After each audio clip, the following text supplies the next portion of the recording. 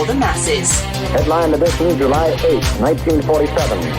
The Army Air Forces has announced that a flying disc has been found and is now in the possession of the Army. If the game is rigged, change the game. Game changer. I occasionally think how quickly our differences worldwide would vanish if we were facing an alien threat from outside this world. This is Fade to Black with your host, Jimmy Church, on the Game Changer Radio Network and KGRA, the Global Radio Alliance. I need your help to get to the year 1985. You're listening to Fade to Black with Jimmy Church on the Game Changer Network.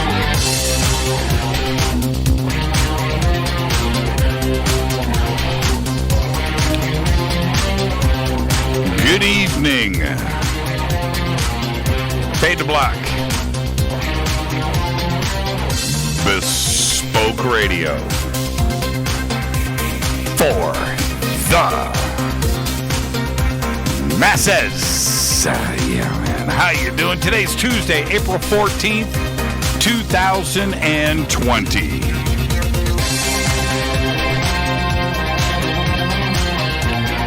We are live from a bunker somewhere in the middle of beautiful downtown Burbank, California, and I would like to welcome everybody listening all around the world, all across the United States. Hither and thither, to and fro, back and forth, up and down, east and west, north and south, far and near. This is Fade to Black for KJCR, the Game Changer Network, and KGRA, the planet. I'm your host, Jimmy Church. What is cracking, everybody? How you doing? How you doing? All right. I know you've been waiting for this. Tonight, very special guest all the way from Israel. Uri Geller joins the show for the first time. Get ready for that. He'll be with us at the bottom of the hour. Tomorrow night, it is the Beard of Knowledge. That's right, Randall Carlson is back. Can't wait. Thursday night is another Fader night with open lines all night long. Let's get this thing cracking. I'm ready. Follow me on Twitter at JChurchRadio. Man, my chair, that's it. I'm going with the low chair tonight. Let me adjust the cameras. Going with the low chair. See, it changes the view, changes the viewing angle, right? You get less guitars and more flashing lights and equipment. But, you know, that's, I like the guitars in the background. So, have to wait. There you go. All right. I'm comfortable.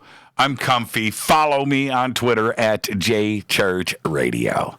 That's what you want to do. You want to start right there. And tonight, you're going to want to use hashtag F2B. You're going to want to jump into the sandbox. We've got a lot going on tonight with Mr. Geller out of Israel. And I can't wait. There's going to be some more information I'm going to give you in just a little bit about what's happening. Okay? All right? So you just get ready for that. You can also email throughout the show, Jimmy at jimmychurchradio.com. All of our chat rooms are open. Spreaker, KGRA, the planet, Facebook, Twitter, YouTube. Where else? What am I leaving off?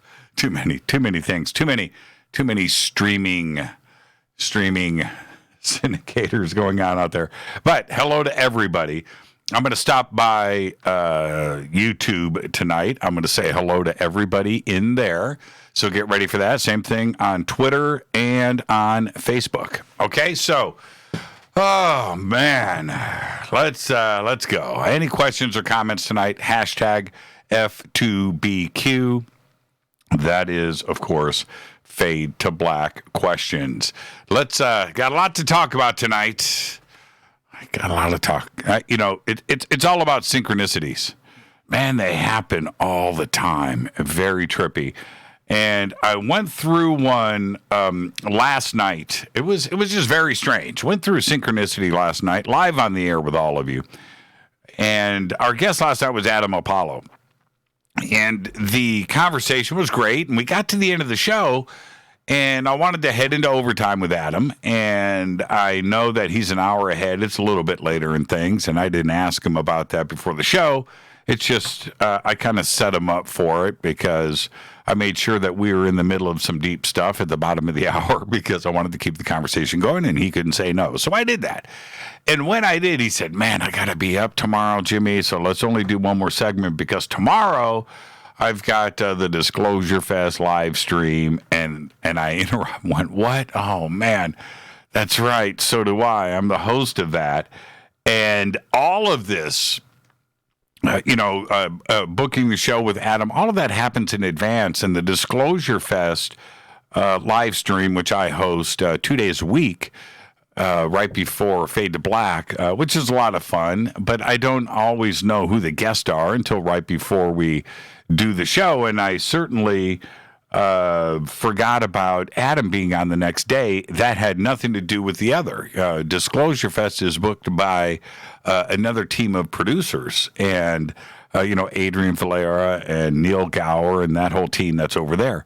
So, but anyway, it was just like a really strange thing that the universe is always doing things like that, especially with a guest like Adam Apollo, where what are the odds, right, of hanging out? So today with Adam, right, 2 nights in a row, and today Adam and I laughed about it to go and do that. Well, there are some more synchronicities that are happening right now, and you just cannot ignore them when they happen. You just can't do it. Can't do it. More on that in just a bit. All right? And I hope that you take advantage of those synchronicities when they pop up in front of you.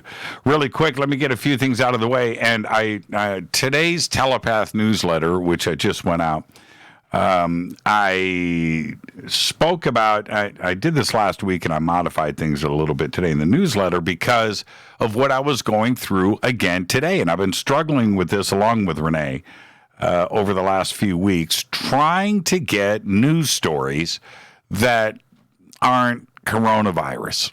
And if you go to any mass media news outlet, your local news, whatever, just go and try to find stories that aren't coronavirus related or Tiger King. And even Tiger King has faded away. But anyway, you just can't do it.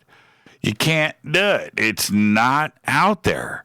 It's absolutely bizarre. We've gathered up some news today, and thank you, Renee, for all of your help on this. But it's tough to do. It's really strange. It's a bizarre thing.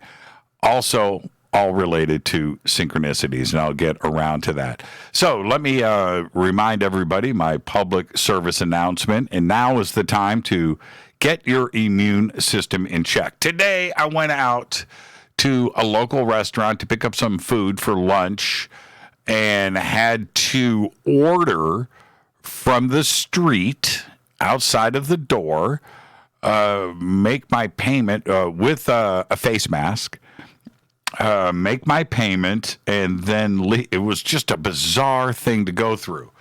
We are going through a worldwide crisis right now, and I'm telling you, you need to listen to me. The main reason we're going through this is people out there don't have their immune systems ready to go. You need to be like me. You need to be like my family. You need to just make sure, do the right thing. That everybody in your family is a well-oiled machine that is ready to go to fight this stuff when it's, and the best way to do it is go to getthet.com. I'm telling you, that's why we are healthy around here. Go to getthet.com. When you go to Get the Tea, go straight to their specials page and get loaded up. I've been doing this for years now, and I feel great. I look great. Look at the camera. I'm 56 years old. No comments. All right, getthet.com. Click on the banner over at our site. Use the promo code FADER, F-A-D-E-R, and you will get free shipping on your order over $50 right now over at getthetea.com. Also, I want you to visit Billy Carson's new internet TV network, forbiddenknowledge.tv. That's forbiddenknowledge.tv. Go check it out now. You get a 3-day trial membership. It's a 3-day trial membership. It's got 1,000 episodes loaded right now for you to go and check out and get your knowledge on. Click on the banners over at jimmychurchradio.com. Head straight over to forbiddenknowledge.tv. And as I have mentioned all month now, this is a really big deal. River Moon Coffee is now available on Amazon. They have their own Amazon store. Of course, you've got Fade to Black Blend available to you right now. And if you use the promo code JimmyRMC over on the Amazon store, you get an additional 5% off of the already discounted prices. And if you're an Amazon Prime member, an Amazon Prime Fade or not, you get free shipping. All right, head over to Amazon right now and check out River Moon Coffee. The banners are over at jimmychurchradio.com. Let's get to all this breaking news that we've gathered just for you.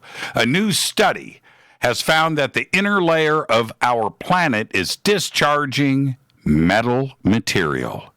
The Earth's molten core may be leaking iron, according to scientists at the University of California, Davis.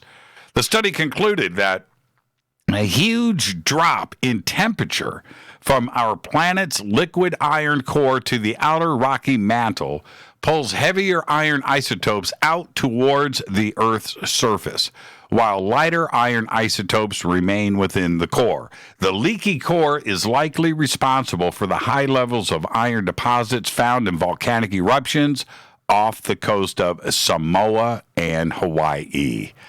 They don't know what it means yet, but they say that it is happening. All right, Kim Fatty Fat in North Korea fired several suspected cruise missiles towards the sea today. The multiple projectiles fired from the Mungcheon in the east of the country were believed to be short-range cruise missiles. The test came a day before Wednesday's parliamentary elections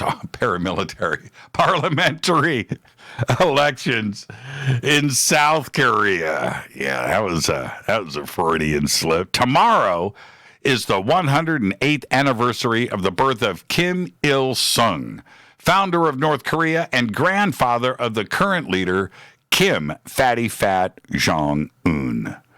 The United States Justice Department announced today it had sent $300 million in funds stolen in the 1MDB corruption scandal to the Malaysia government that has been laundered through the global financial system. Combined with other funds handed over nearly 1 year ago, the Justice Department said it has now returned or helped Malaysia recover more than $1 billion in funds and assets lost in the scam. Now, from 2009 to 2015, I'm not making any of this up, Low Tech Joe, a.k.a. Joe Low, siphoned off the billions originally meant to fund the state investments through 1MDB. Now, Low used most of the money to buy luxurious homes, top-level art, hanging out with Paris Hilton. That's right. And invest in Hollywood movies, including the Martin Scorsese hit Wolf of Wall Street. That's right. Wolf of Wall Street was funded with stolen, laundered money by Jolo from Malaysia. Jolo himself is still on the run and is thought to be hiding out in China. There is a couple of great documentaries out there, Amazon, Netflix. You can go and find it. Just look up 1MDB, look up Jolo, and go and watch what went down. It's absolutely incredible. This dude, Jolo, man. But he really did it. And there you go. They've got $1.3 billion back out of, I think, $6 billion, something like that.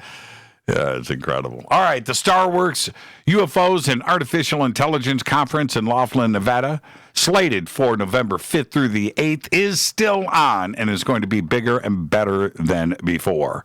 You can go to starworksusa.com for tickets and info.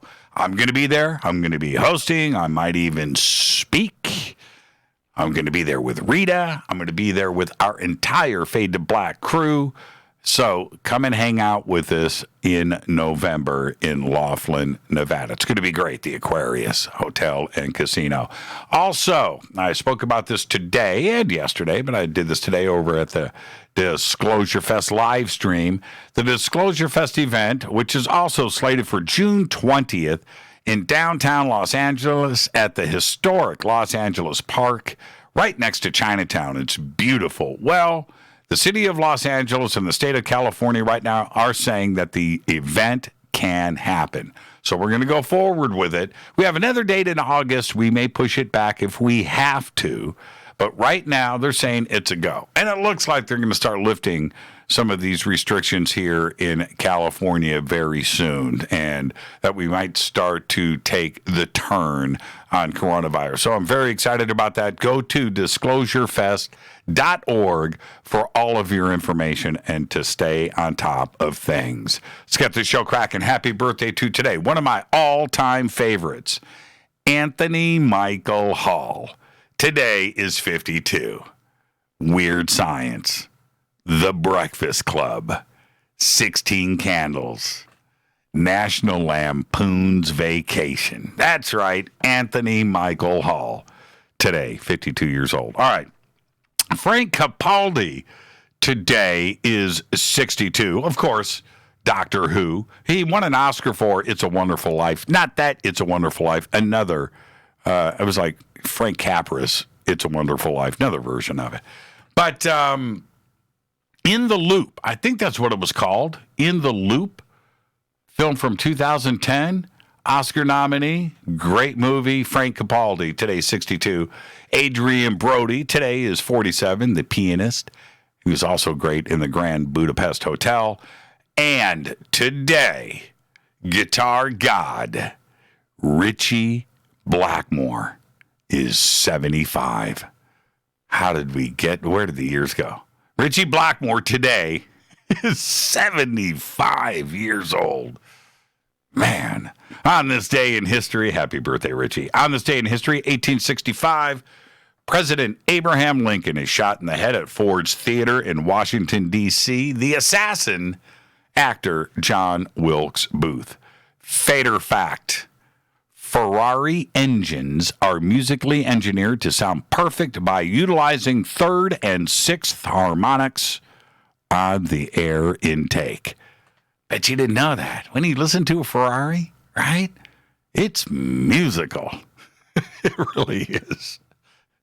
Now you know why. Tonight, very special guest, Uri Geller, joins us from Israel. Tomorrow night, Randall Carlson is here. The Beard of Knowledge. Thursday night's another Fader night with open lines all night long. And let me hit this River Moon Coffee. Go to rivermooncoffee.com. Get yourself some Fade to Black blend. Man, truly the best coffee in the world. Yeah, I know. Richie is 75. I mean, that just flips me out. 75 years old. Okay, here we go. Synchronicities. Over the last week, I've mentioned Frank Herbert's Dune a few times. And the universe always has a synchronicity or two waiting just for you to find, to observe, to take advantage of.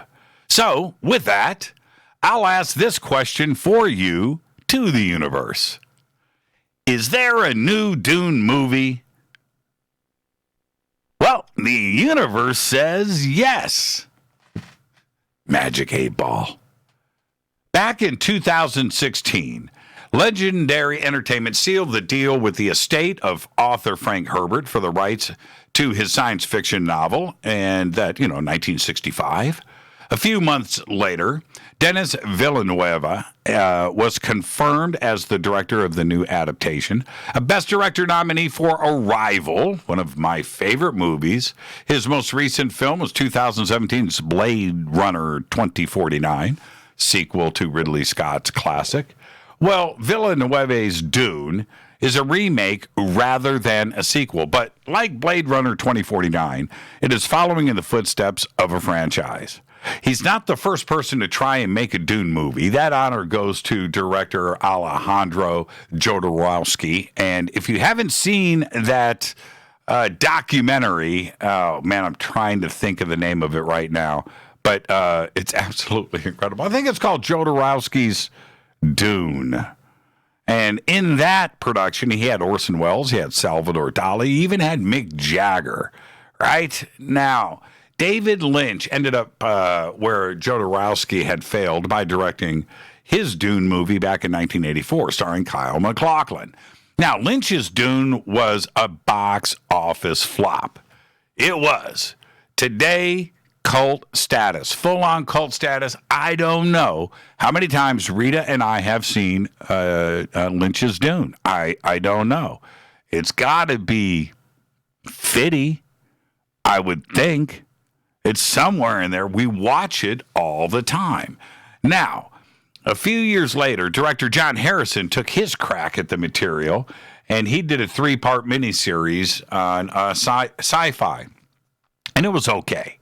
It was okay. It was low production and so forth, low budget. But it was fun to watch, and I've seen it a couple of times. This time around, Villeneuve's Dune has already managed to distinguish itself with its very own star-filled cast. We've got Oscar nominee Timothée Chalamet, who stars as Paul Atreides. In April 2020, the first photo from the film was released, and you could see Paul Atreides standing on the beaches of his home world of Caladan before the family's departure for Arrakis. It's a pretty incredible shot, and if you haven't seen it, I'll pop it up there on Twitter in just a minute. Rebecca Ferguson will play Paul's mother, Lady Jessica, who trains Paul on his way to becoming a Bene Gesserit. Oscar Isaac will play Paul's father, the noble Duke Leto Atreides, Duke Leto. On the other side of the board, you've got Stellan Skarsgård. He's going to play Baron Harkonnen. Doesn't get any better than this. Now, you also have this dimension between good and evil, because Charlotte Rampling is playing the Reverend Mother Mohiam, and she is the leader of the Bene Gesserit, and it was spookily played in the original Dune, by the way. Now, let's see. Who else do we have? Javier Bardem. He is in the film. Now, with Javier, he plays Stilgar, by the way, the Fremen leader. You've got Dave Bautista in it. But check this out. Javier Bardem, right? Josh Brolin signed up last year. Josh Brolin and Javier. This is going to be an amazing movie. And this is the deal. With the cinematic values that we had in Arrival and Blade Runner 2049, and finally, David Lynch's Dune was great. All right, it was great. Box office flop. I really enjoyed the movie. This time around, we might finally have Frank Herbert's Dune correctly portrayed. I've even got more news, okay? Check this out. Warner Brothers is going to release Dune this December 18th.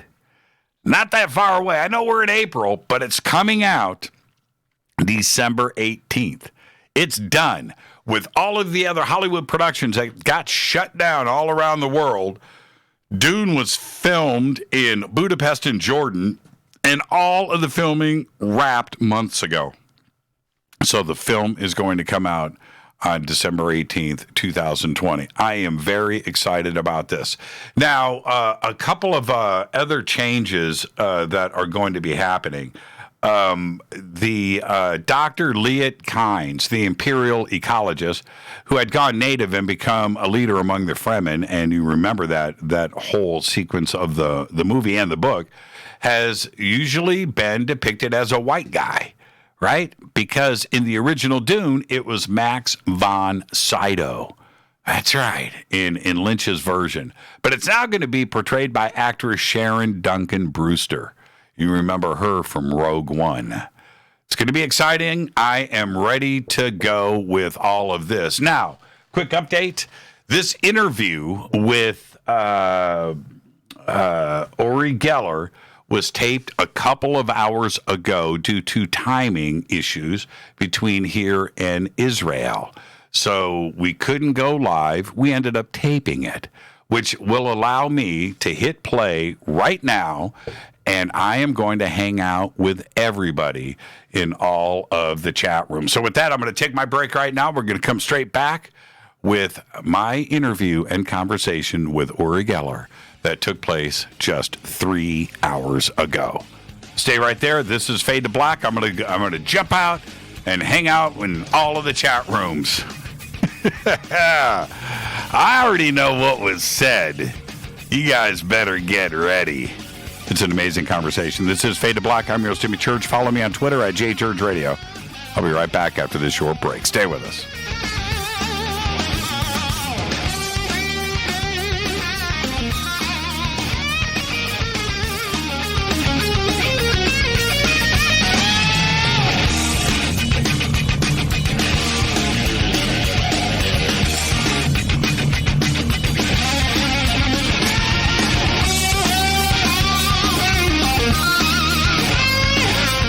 This is Nicole Church, daughter of you-know-who, and you're listening to Fade to Black on JimmyChurchRadio.com and the Game Changer Network.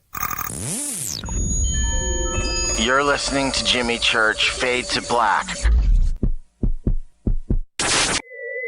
Fade to Black will now pause for alien identification. The station that talks the net. KGRA Radio.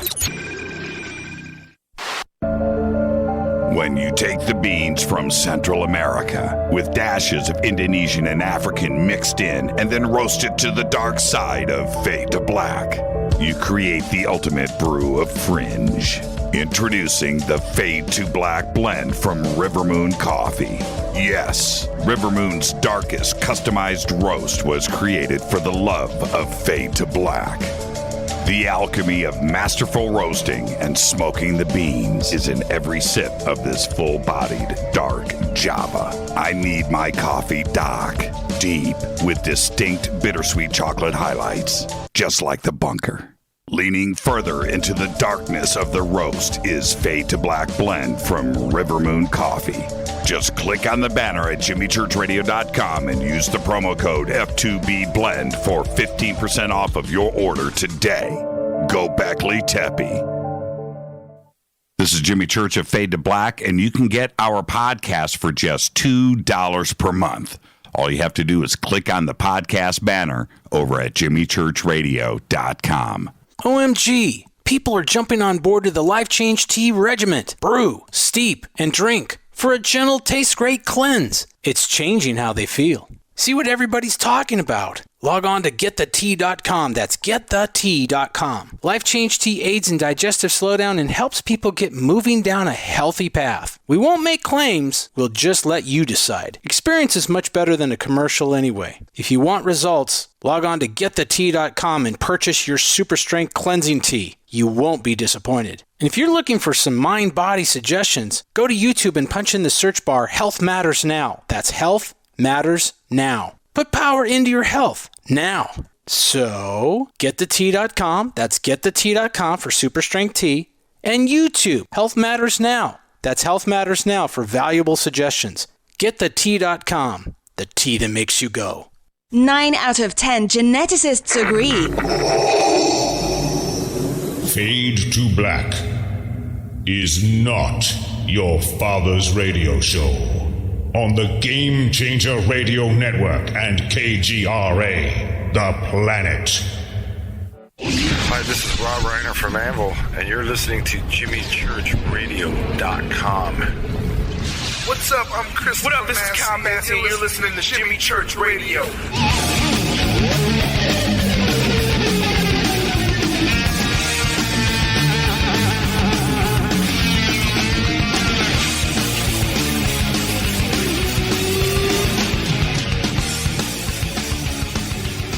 On Twitter at JChurchRadio. You can follow Uri at The Real Uri Geller. On Twitter, we've got all the links up for you. I want to remind everybody, tomorrow night, the Beard of Knowledge, Randall Carlson, is here. But tonight, it's Uri Geller. And we will be discussing his life and work with governments around the world, the CIA, science and consciousness. We're going to get it all in.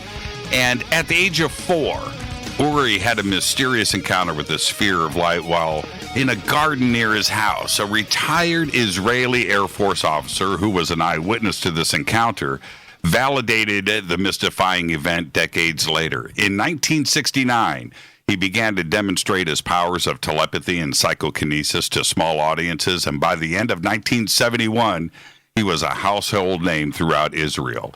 Since then, Uri has negotiated peace treaties, addressed a group of U.S. senators and national security executives at the high security room in the Capitol building in Washington. He lectured to the directors and CEOs of Henkel, the Prime Minister's Conference, Novartis, Mizuno, Sony, Rolls-Royce, Hallmark, and many more. In 2017, the CIA released a large volume of previously top-secret data, including documents and memos about the tests that were performed on Uri Geller. Now, the CIA concluded that Uri demonstrated his paranormal perception ability in a convincing and unambiguous manner. I would like to welcome for the first time to Fade to Black, Uri Geller, live from Israel. Uri, how are you tonight? Hey, I'm fantastic, Jimmy. Thank you very much for inviting me onto your show. Yes, I am in Israel in a small art community called Old Jaffa. Old Jaffa is right next to Tel Aviv, and the Jaffa port is actually the oldest port in the world. It's 6,000 years old. Now, we lived out of Israel for almost 48 years. And 4 years ago, my wife, Hannah, and myself, we decided to come back to our homeland because I'm an Israeli. I was born here. And we decided to live in Old Jaffa. So this is where I am. I'm actually looking out of the window, although it's dark, but I can see Tel Aviv in the background with the high skyscrapers. But right in front of me, no further than 300 meters, is a beautiful Russian church. And I can also look at the Old Jaffa Square. Our apartment is tiny, but we love it. I believe in the energies of the land. I came back to my people, and we're very, very happy here. One of the things, and I want to thank you for taking the time for this show tonight, but one of the things with our audience here, Uri, which you're very familiar with, but when we hear discussions of, and I've interviewed so many that have mentioned things that happened to them at a very young age, and it followed them through life. And one of those things that just gets repeated over and over again are spheres of light and encounters, and something is made aware of them at such a young age. This happened to you, and was it anything that could have been extraterrestrial? Do you think it was spiritual? You've had so many years to reflect back on it. What do you think that event actually was? Okay, so I have my theories, but Jimmy, before we go on, I just want to make something very clear to all your audiences and your listeners, that I'm very controversial. I've been around for 50 years. We'll talk about the controversy also throughout the show. But if that Israeli Air Force officer wouldn't have come out and publicly state that he actually saw me, and he saw the sphere of light, he was walking back on Rothschild Boulevard to his mother's and father's apartment. On the right, there was a huge Arabic garden. And he saw a little boy, which was me, with a white shirt, black curly hair. And he saw me running towards my apartment building. And this sphere of light, as I entered the apartment building, we lived in an apartment on the third floor. And Yaakov Avrahami, the name of the officer, the Air Force officer, said that once I entered the doorway, this sphere of light exploded onto the facade of our apartment building and left a dark residue. Now, Jimmy, you asked me what my theories are. I would say that you basically stated them.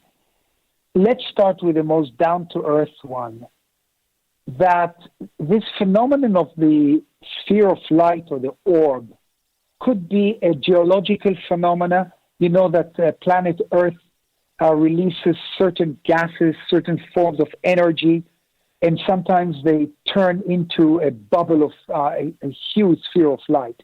That's the most believable explanation. My second theory is that, yes, maybe it was a spiritual experience, almost entering the realms of quantum entanglement, quantum mechanics, where this was so real, but it wasn't there, and I just made it happen. And the third theory is definitely the most far-out one, that I had an extraterrestrial encounter, full stop, period. Right. I'm a huge believer, Jimmy, in extraterrestrial life. I've seen UFOs many times.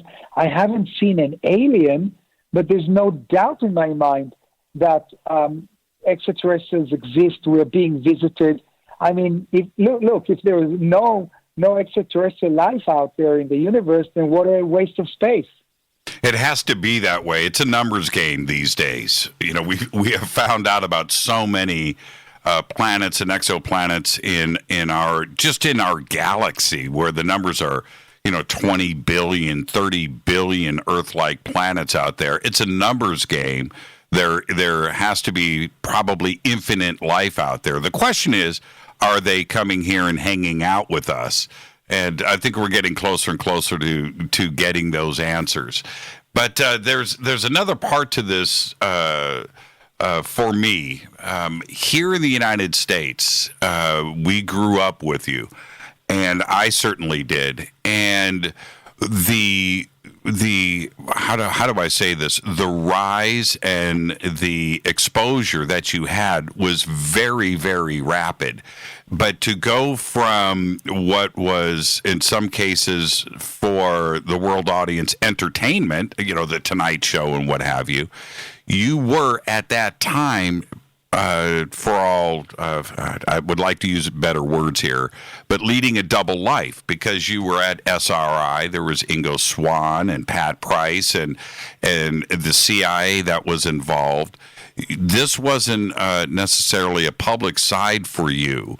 Was that an uncomfortable thing to go through? Did you feel that you were leading a double life?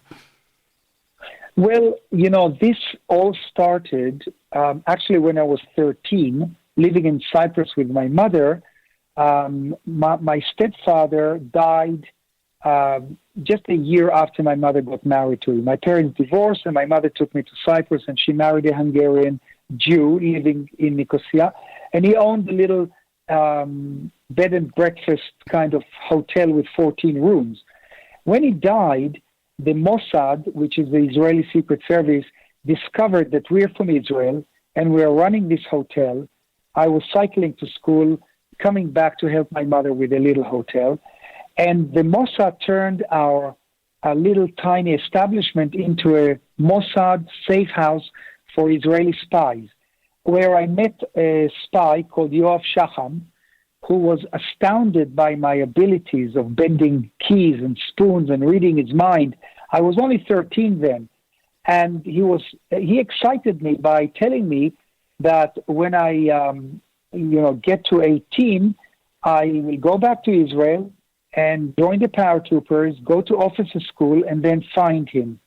So, for a 13-year-old to hear this from an Israeli spy that I'm going to be a Mossad agent, wow, that was unbelievable.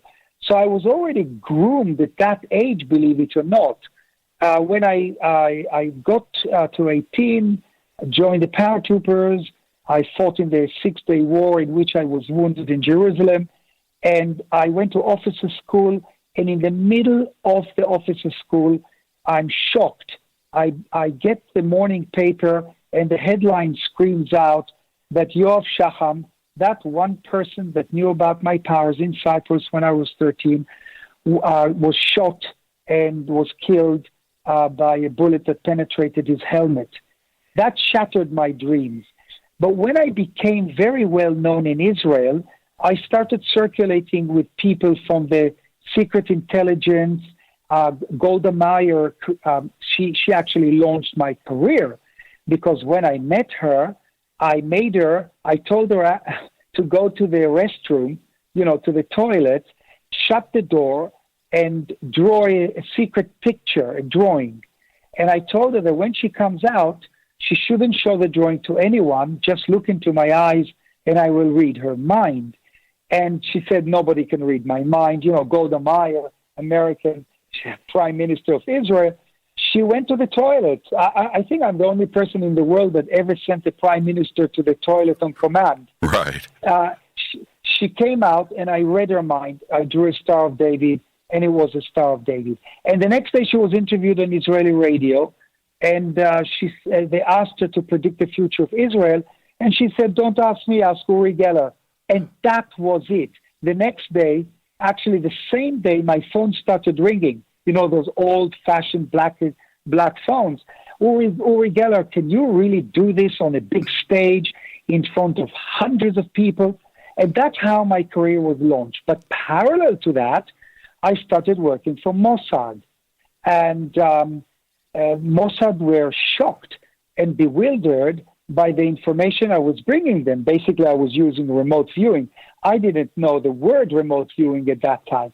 I thought it was telepathy, extrasensory perception, but Mossad didn't have the tools to test me, to discover how the brain works while I do telepathy.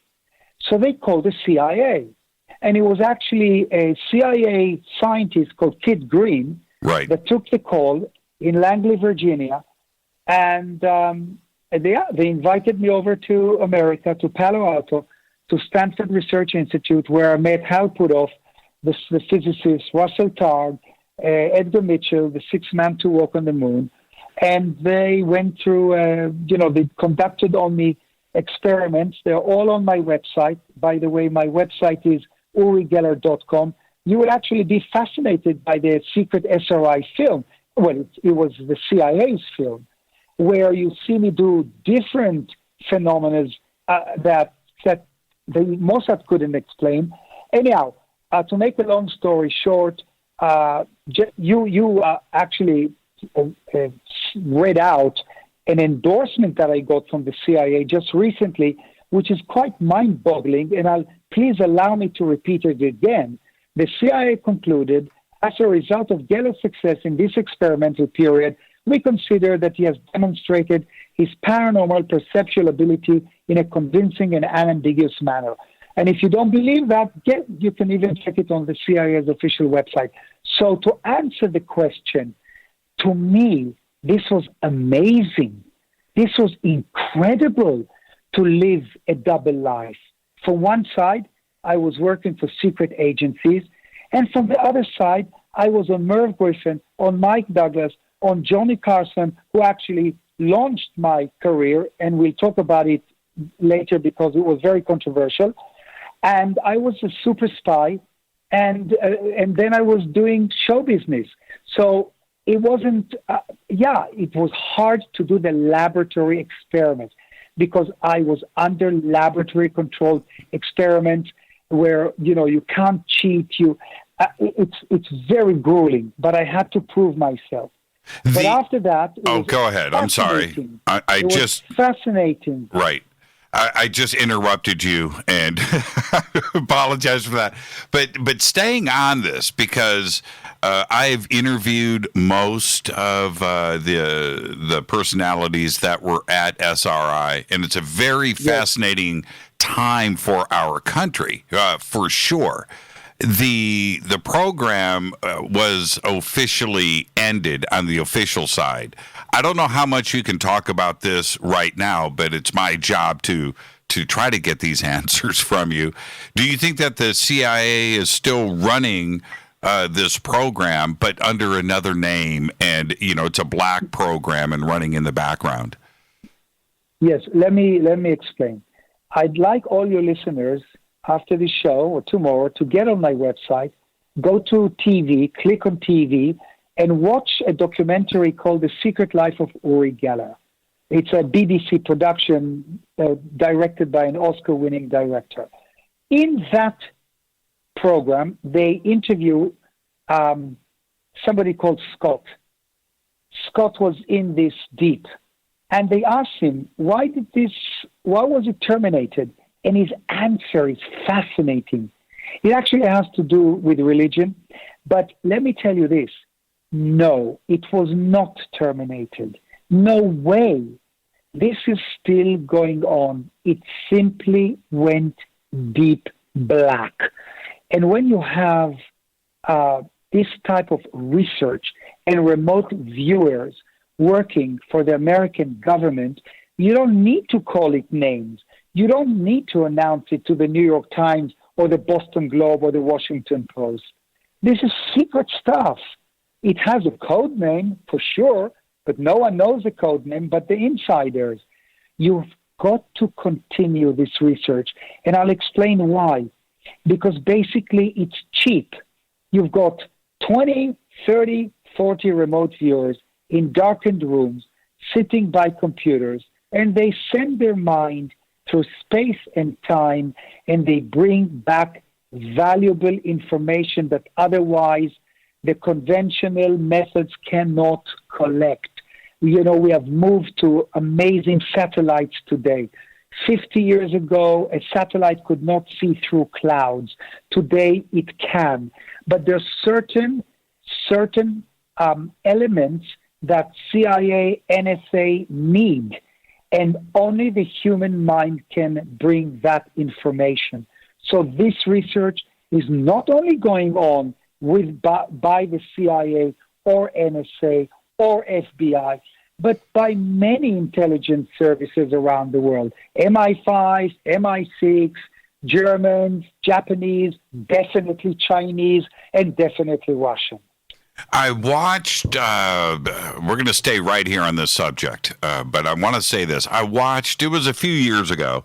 It was a video of you standing outside of this large white home. It was very funny, and it showed a side of your personality that I think most of us hadn't seen before, that you're very funny and you're very genuine. You've got a great sense of humor, and it's a great video.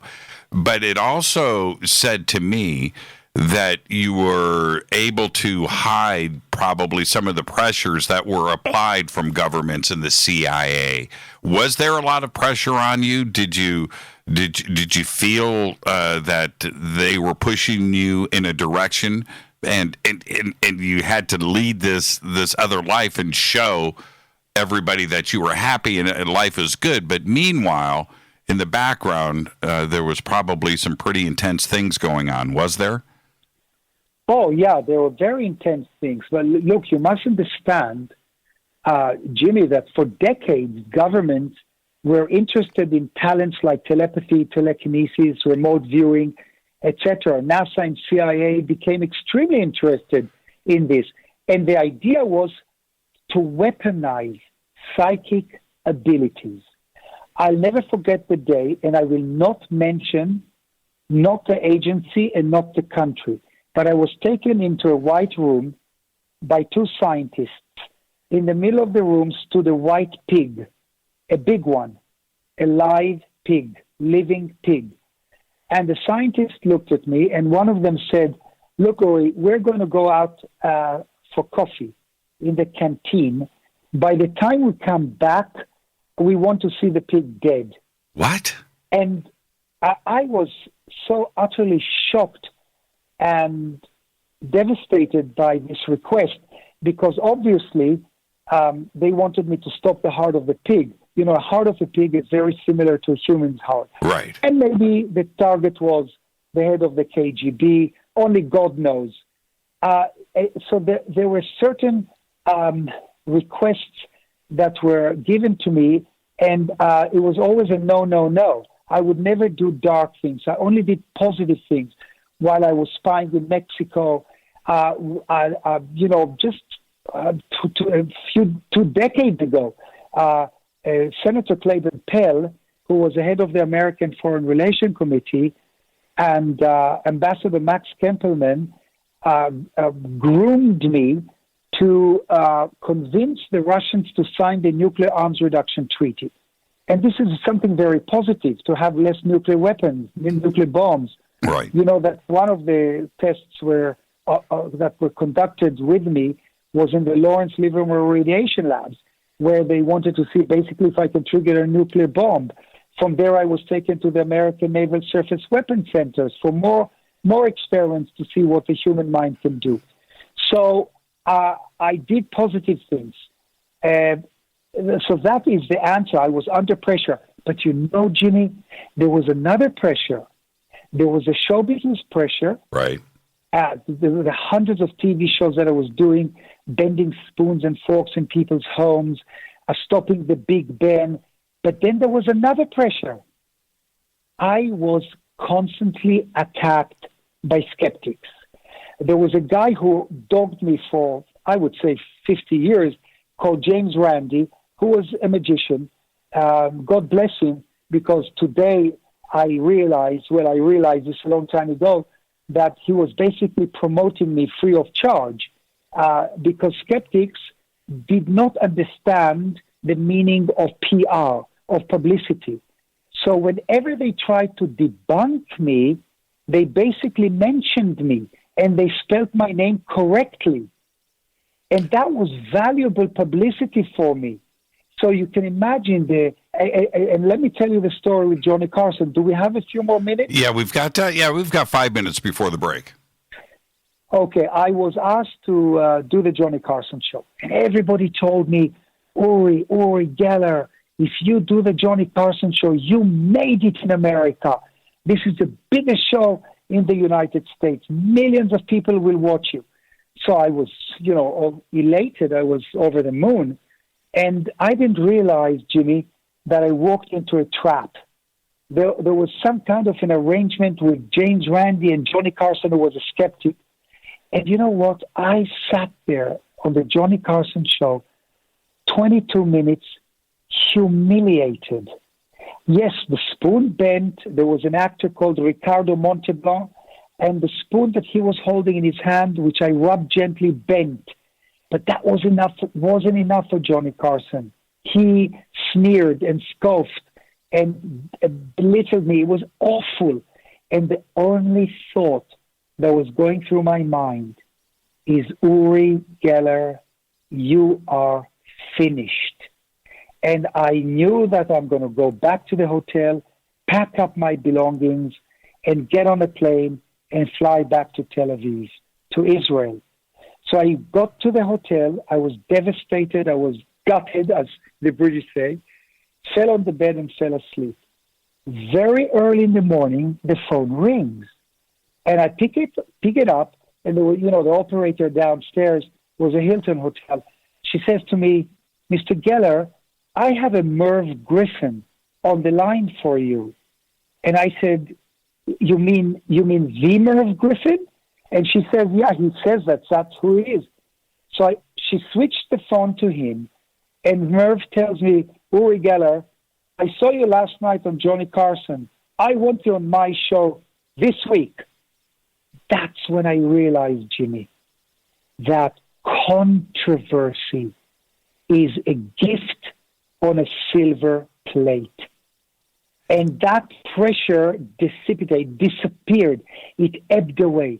I realized that the skeptics were actually boosting my career. They were pushing me into stardom, because after that Johnny Carson show, that was it. I became internationally famous. The pressure, this is what I'm so fascinated with, is that with all of that, and James Randi and television and the smiling face, nobody knew the secret life of Walter Mitty, right? That is actually going on. That in the background we have international diplomacy and geopolitics and secret agencies all trying to take advantage of the gifts that you were given. How did you manage to deal with it? I can't imagine what you were actually going through in reality. Yeah, well, look, let me relate to all of you an incredible story that will sound to all of you like I took it out of a bad science fiction film. But if you go to my website, urigeller.com, go to the CIA stuff and you'll find the NSA documents. When I say NSA, I mean National Security Agency. Let me tell you what happened. MI5 were testing my powers, and something to do with poltergeist happened. They relayed that to the Americans. NSA got interested. And you know what they wanted me to do? They actually believed, and this you can read directly from the NSA documents, which were also released recently. They wanted to create 10 Uri Gellers. And they basically wanted the 10 Uri Gellers to concentrate, now sit down if you're standing, to concentrate on a small Russian city and dematerialize the entire city.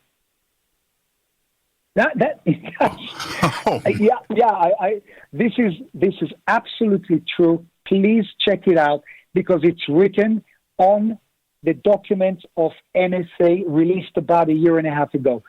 So the Americans and the world were very interested in the powers of the mind. Look, Jimmy, before we go to a commercial break, let me just explain you that most of the people around the world believe in the paranormal. But since you're an American radio show, did you know that almost 76% of all Americans believe in at least one paranormal phenomenon? I mean, they believe in lost civilizations, they believe in alien encounters, they believe in telekinesis, in fortune-telling, in Bigfoot, in haunting. I mean, I can go on and on. I know the statistics by heart. The highest one is places that can be haunted. 58% of all Americans believe in hauntings. Ancient advanced civilizations such as Atlantis, 57% believe in that. UFOs, 41%. Aliens come to Earth, 35%. Unbelievable. People believe in telekinesis, 26%. So this is major, and this is worldwide. We are believers.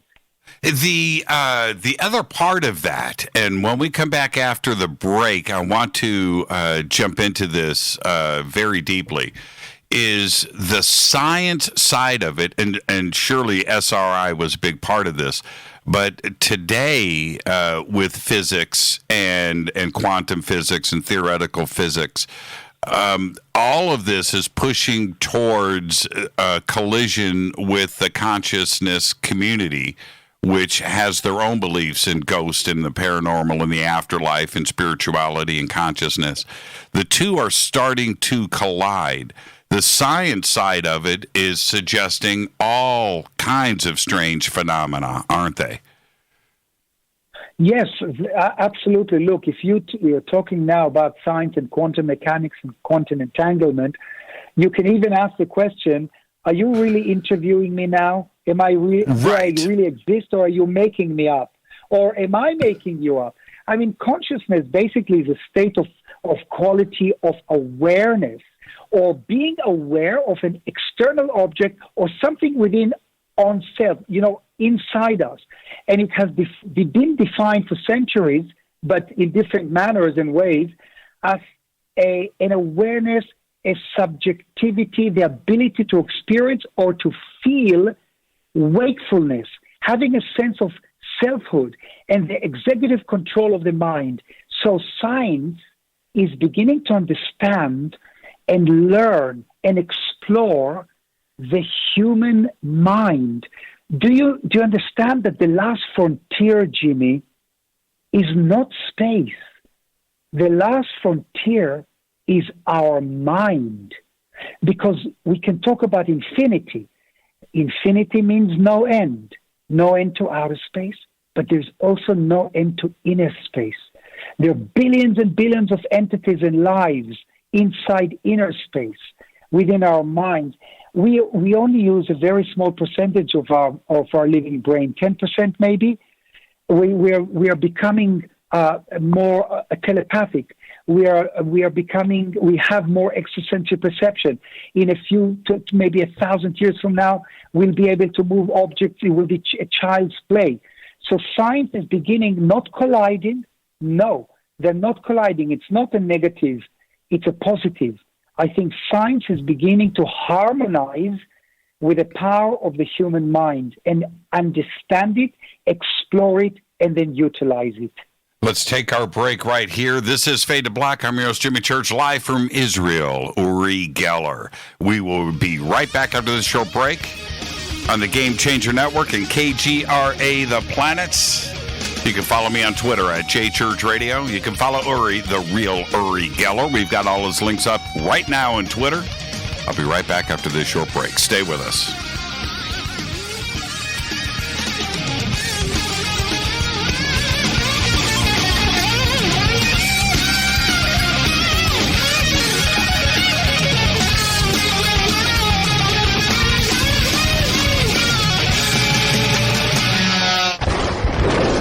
This is Fade to Black with Jimmy Church on the Game Changer Radio Network and KGRA, the Global Radio Alliance. This is KGRA Digital Broadcasting Station, Salt Lake City, Utah, Van Buren, Arkansas. Hello, my name is Billy Carson, and I am a best-selling author and the founder of ForbiddenKnowledge.tv. Together with my team, we have built an all-new conscious streaming TV platform designed with every family member in mind. If you have ever wanted to travel the world and attend lectures and workshops from your favorite speakers but weren't able to, look no further. ForbiddenKnowledge.tv. There are dozens of workshops and lectures from speakers you know and love. We have also included amazing categories to assure that your consciousness is entertained and elevating on a daily basis. Amazing interviews, ancient history, ascension knowledge, wisdom teachings, documentaries, conspiracies, mysteries, health and fitness, conscious cooking, meditations, finance, yoga, and so much more. To start your free trial on any mobile device or computer, surf to ForbiddenKnowledge.tv. That's Forbidden Knowledge with the number 4, ForbiddenKnowledge.tv. Again, visit ForbiddenKnowledge.tv today. Introducing the new Surfer Music app. Listen, fade or not, you know I love my music. This is my go-to for all things notes.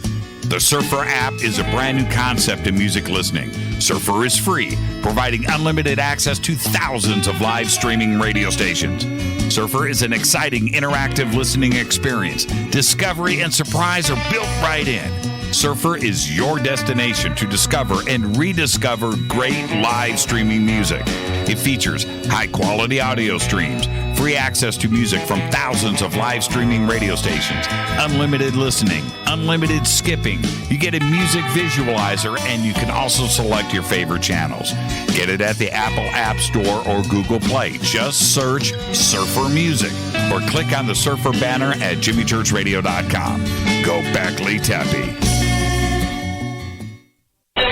Okay, nurse, let's get this man to the ER stat. Right away, doctor. We see this every day. Heart attack or angina pain due to blocked and clogged arteries. Chelation can remove obstructions or blockages from arteries and help avoid painful and expensive surgery. Now there's Angioprim. It's a liquid oral chelation product that you take with juice. You start to feel the results fast. Angioprim increases blood flow all over the body, and that means more energy and strength to take on the day with less aches and pains. 60 years of research has gone into chelation, and Angioprim is the result. A safe and easy way to unblock your veins and arteries from buildup that slow circulation. Paging Dr. Jones. Please report to the emergency room right away. Log on now to angioprim.com. That's ANGIOPRIM.com. Or to speak with a trained consultant. Give Angioprim a call at 954-882-7221. That's 954-882-7221.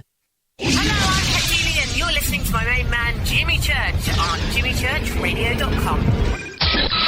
Hi, this is Ray Hobbs here, repping the planet, and you're listening to my good friend, Jimmy Church, Fade to Black, on the Game Changer Network and the KGRA digital broadcast station. This is Toby Kebbell. You're listening to jimmychurchradio.com. Don't hurt me, Jimmy. I'm only little. Hey, I'm Adrian Grenier. And this is Ari Gold. We're the Honey Brothers. We're also Honey Brothers. Hey, I'm Adrian Grenier. And I'm Ari Gold. We're the Honey Brothers. And you're listening to Jimmy Church. The Revolution. This is Jimmy Church of Fade to Black, and you can become an official Fadernaut by just going to our membership section at jimmychurchradio.com. Hello, this is Serena Wright Taylor from Conscious Life Expo, and you're listening to Fade to Black with Jimmy Church, who holds the Lucky Pony record for the best astrological chart since 1963. True story. This is Micah Hanks of the Gralien Report, and you're listening to Jimmy Church on Fade to Black, across the globe on the Game Changer Radio Network and the one and only KGRA Radio, The Planet.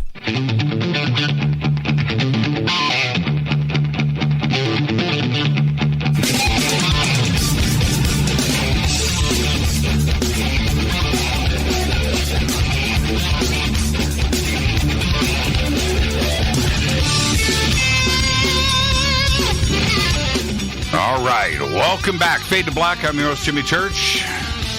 You can follow me on Twitter at JChurchRadio. Join the conversation. Hashtag F2B is the sandbox. Tonight, Uri Geller, live from Israel. And if you miss a live show like this one, it's very simple. Just go to our website, jimmychurchradio.com, and click on the podcast banner right there. Just $2 per month, and you will get over 1,200 archived shows right there like this one. And now, continuing, Uri, before I want to get into consciousness in this segment, but there's another part to this, which is agencies like the NSA and the CIA, maybe even the Mossad and what's going on over in Russia. Are they always listening? We've had a couple of little weird things that have happened with our connection tonight. Are they still following? Are they aware? Okay, let me answer that. But before I do, let me please allow me to plug a few things. Sure. Again, my website is urigeller.com. That is www.urigeller.com. My Instagram is the Uri Geller. Also, I urge you to watch 4 interviews that I did with Gaia TV. An amazing, fascinating man called Sid Goldberg flew over to Tel Aviv to interview me. He is a 4-time Emmy Award winner, and he created the most 4 fascinating interviews I ever had. So I urge you to go to Gaia TV and watch those. Also, my latest book is called Learn How to Dowse, and that's available on Amazon. And I would like to say hi to my daughter, Natalie, who lives in Los Angeles, and to our 2 granddaughters, Romy and Leah. So that's that. Concerning listening to us, of course we're being listened. You know, NSA is the largest listening post in the entire world. Our phones are bugged. Anyone can activate the camera on the phone.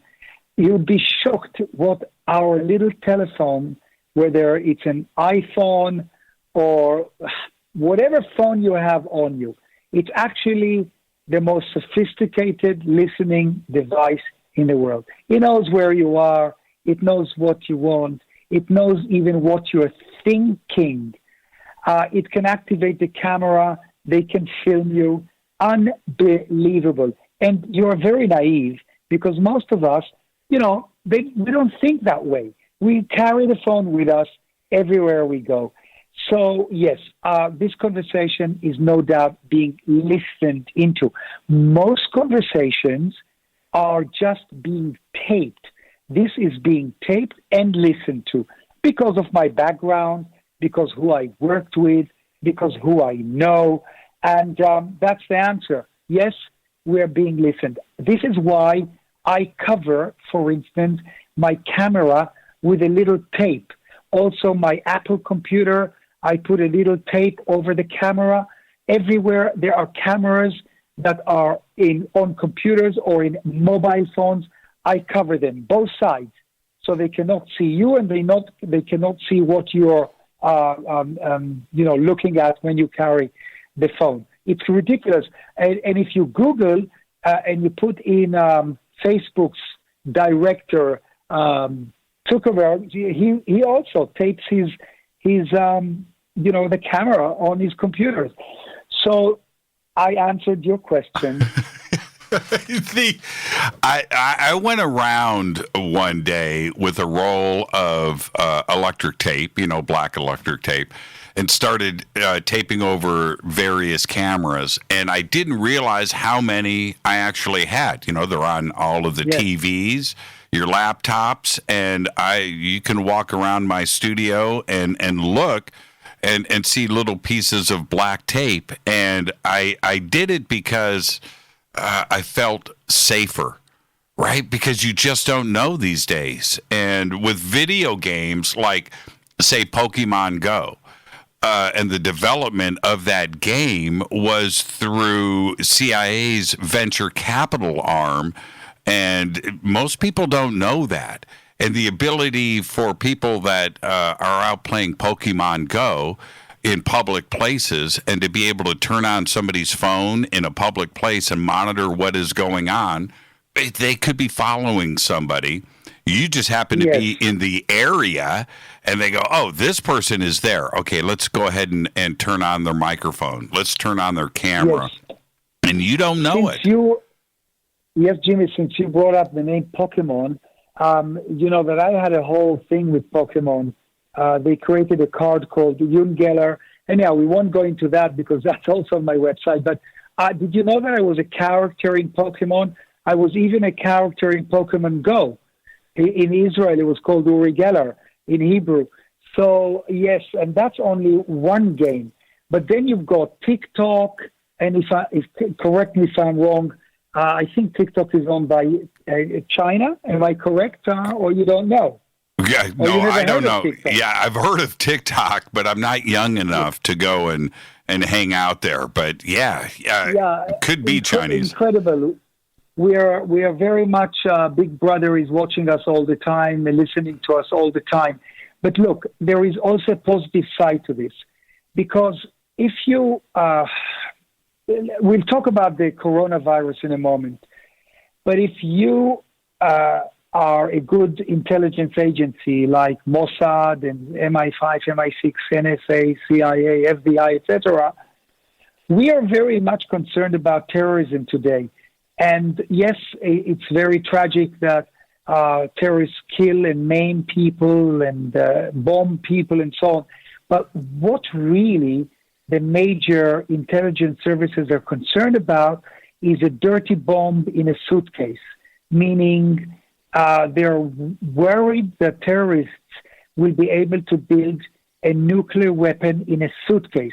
Now, just imagine, God forbid, if such a suitcase nuclear bomb explodes downtown LA or Paris or Milan or New York or London. You're talking about 200,000, 300,000 dead, radiation, for hundreds and hundreds of meters. You won't be able to enter the plane. It's just awesomely tragic. So we have to listen. And I'm not against that, because if there was no NSA and there was no CIA, there would be a huge terrorist problem worldwide. We are capturing them. I'm talking about the extremists now. Right. We're capturing them. We're stopping them. I can't talk about it, but every day there is something that here in Israel we managed to stop from happening. And I will not go into how it's done, but that is very, very important. And now here is almost like a conspiracy theory. But before I go into this theory of mine, I'm amazed today, Jimmy, how I managed to instill spoon bending into world culture.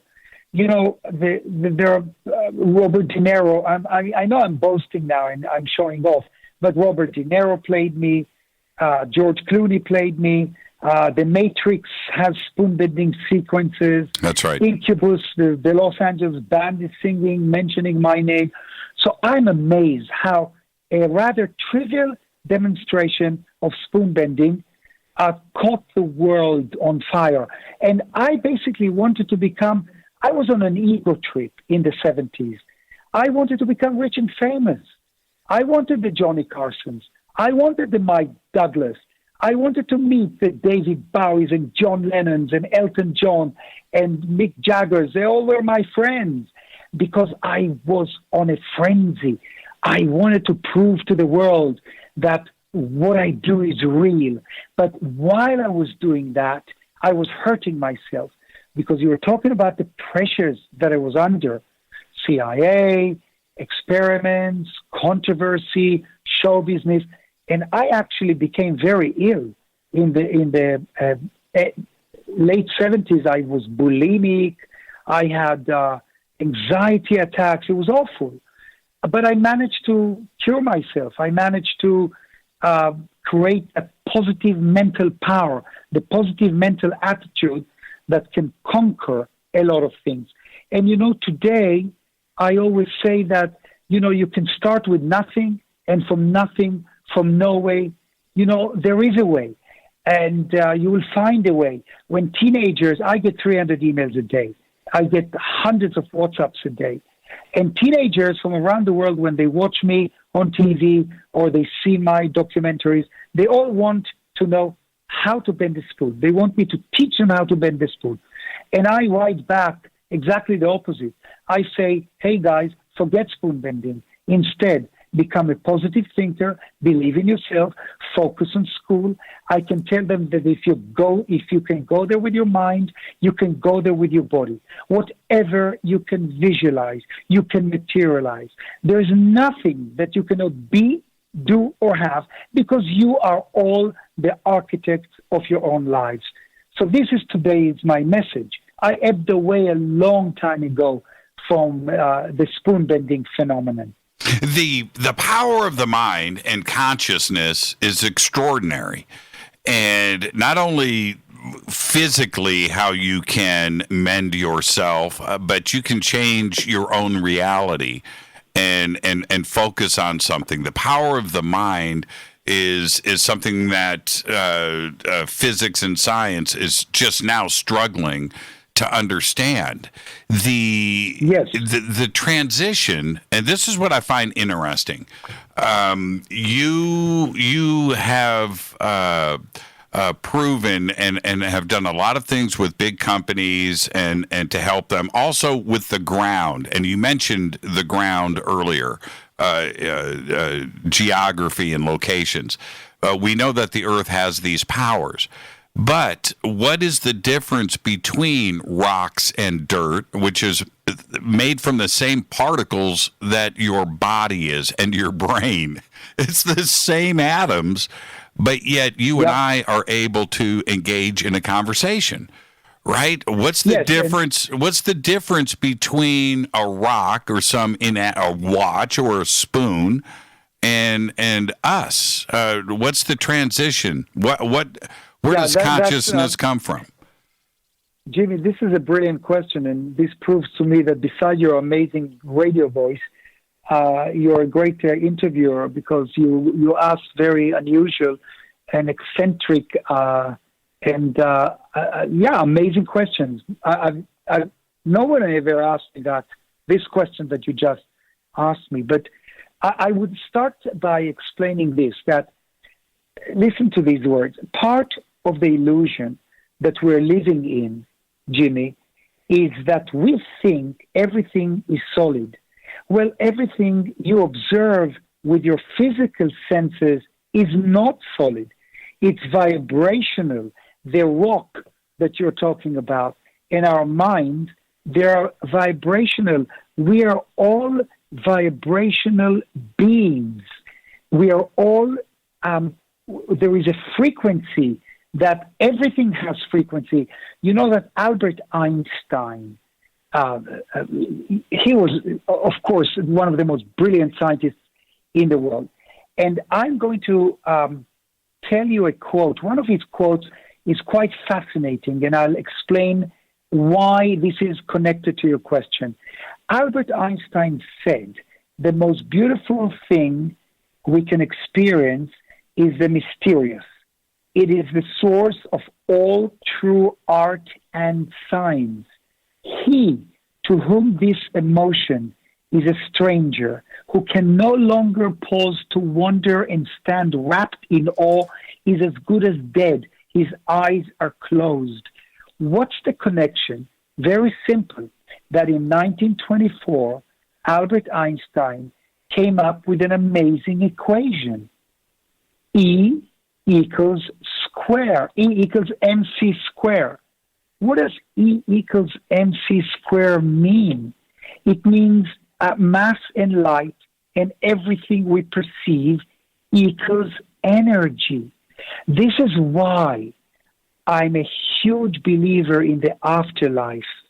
Because, Jimmy, Albert Einstein continued to prove scientifically that energy cannot be destroyed.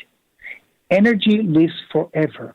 So one must ask the question, okay, if energy cannot be destroyed and we are all made from energy and the rock is also made from energy, then what happens when we die? If energy cannot be destroyed, what happens to our soul? What happens to our body? What happens to our mind? What happens to us? And that's why I'm a huge believer in the afterlife. Now, if you take that piece of rock that you're talking about and see the connection, you remember about 40 minutes ago, I was talking about inner space, that if you take that piece of rock and you start traveling into inner space, it'll be living its life. It's amazing. It's very difficult, obviously, for me to explain because I'm no scientist, but I can tell you my feelings and my theories. And now we come into a time where we are being so sophistically computerized. Do you realize, Jimmy, that the human brain will be connected to the internet very soon? There will be nanorobots that will be implanted into the human body and connect to a network in real time. Now, this technology already is available. And I believe that secret agencies like NSA, KGB, MI5, etc., are all already using it. You know, that 45, 48 years ago when they were testing me in Stanford Research Institute, already then there were computers in the basement of Stanford that were doing and creating artificial intelligence. And in one of the corridors, I saw an aquarium, and inside the aquarium was a potato. And in the potato, there was an electrode. And I asked Hal Puthoff, what is that electrode doing in the potato? And he said, well, potatoes are living. They think. They emit energy. There are famous books like The Secret Life of Plants. You can talk to flowers. You can talk to trees. You can pat a flower and tell the flower you love it, and another flower you ignore. That flower will die much faster than the one you will talk to. The power of prayer. If you take two groups of people, and you know this, Jimmy, sick people, one group will be prayed for, the other group will not be prayed for. The group that is prayed for will heal faster. This is amazing. We're entering the fields of quantum physics, quantum entanglement. Now, the coronavirus, this is so far out what I'm about to tell you. But if, you know, Jimmy, and I'm going to get a lot of flack for what I'm about to say. Will you allow me to say this? Sure. I want to hear it. Okay. Now, if you look at the coronavirus, you will find lots of antenna on the sphere. Could it be that the virus was developed in a programmable way and thus always stays in contact with the manufacturer as a mini chip? It can be commanded via quantum entanglement. This would be quite possible, Jimmy. Now, these guys behind this are genius, and they feel basically superior to the rest of the world. I don't want to mention the country, and which is, I believe that what I'm saying is true. Now, if the virus was unintentionally put into circulation, it can still be used for what it was designed for, taking the opportunity, and that is first economic and then political global power. Look at President Trump. Look what he's talking about every day, to bring back the nation, because he is concerned that there will be a meltdown. And then the people behind the virus also prove their superiority of their own system. Our economy may collapse, and then who is going to be the savior? They're already here. And I'm saying the name of the savior, and you can all read my mind, because it's not necessary telepathy, but it's logical and rational. What do you think about that, Jimmy? I see. This is why I can agree with you very easily, because physics and going back to Einstein and spooky action at a distance and what entanglement actually means. They want us to understand what entanglement is, and certainly with quantum computing and qubits, parallel worlds, and all of this, if they want us to understand that this is where science is going, then everything else that we can suggest what entanglement is and could be used for is part of our reality. Science wants us to understand and believe it. The consciousness community and people like yourself have been talking about this for thousands of years, and the two now are meeting in the middle. Entanglement is a reality for us, and there are people without morals and dark intentions that sit around tables and try to figure out how to take advantage of this for their own selfish means. And this is reality, isn't it? Yes. Instead of thinking this way, that whatever our minds can conceive, our minds can achieve. We should be doing positive things with mind power. But, to relax everyone who's listening, there's so many, again, conspiracy theories and predictions that the hospitals in New York will shortly be completely overrun and mass death will follow, and the entire city of New York is probably less than 30 days away from cascading, collapsing hospitals, followed by widespread chaos and mass death. And then it'll go all over Seattle, and the system will also collapse, followed by San Francisco, and that is so hard to believe, but it cannot be ruled out, because we are facing something unknown. And the people who think that this is going to be over in a month or two or even 3, I think are wrong. Again, I'm not a prophet, and I'm not a guru, and I'm not a miracle worker.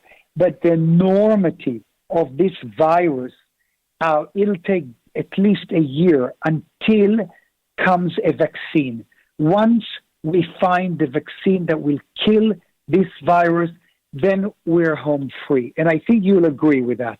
Yeah, and it's pretty shocking to me to have, for all of us, not just myself, but to see the entire world, every country, everybody on this planet is aware and is emotionally affected and in most cases emotionally drained because they have had the onslaught from the media and their public leaders, the state actors around the world, talking about this 24 hours a day. And consciousness and emotions are affected worldwide, and that shows how everybody is connected because it happened very, very quickly. Yes, Jimmy, you see, we are all connected to each other with an invisible spiritual thread through which we can transmit the power of love, emotions, sometimes the power of healing. We're all connected. And yes, you're right. You missed the word depressed. Right. People wake up in the morning and there is a depression. You can actually feel it in the air, Jimmy. You can cut it with a knife, like you cut it through a knife cuts butter. It's dense. It's out there because the media is constantly bombarding us with negative news, non-stop. Negative news, non-stop. And you know, what's interesting is that, because I know this from my television shows, and I know this from the thousands of articles that were written about me, and the radio shows that I did, and television shows, the span of attention of the human mind is very short. That's right. It's almost next to nil.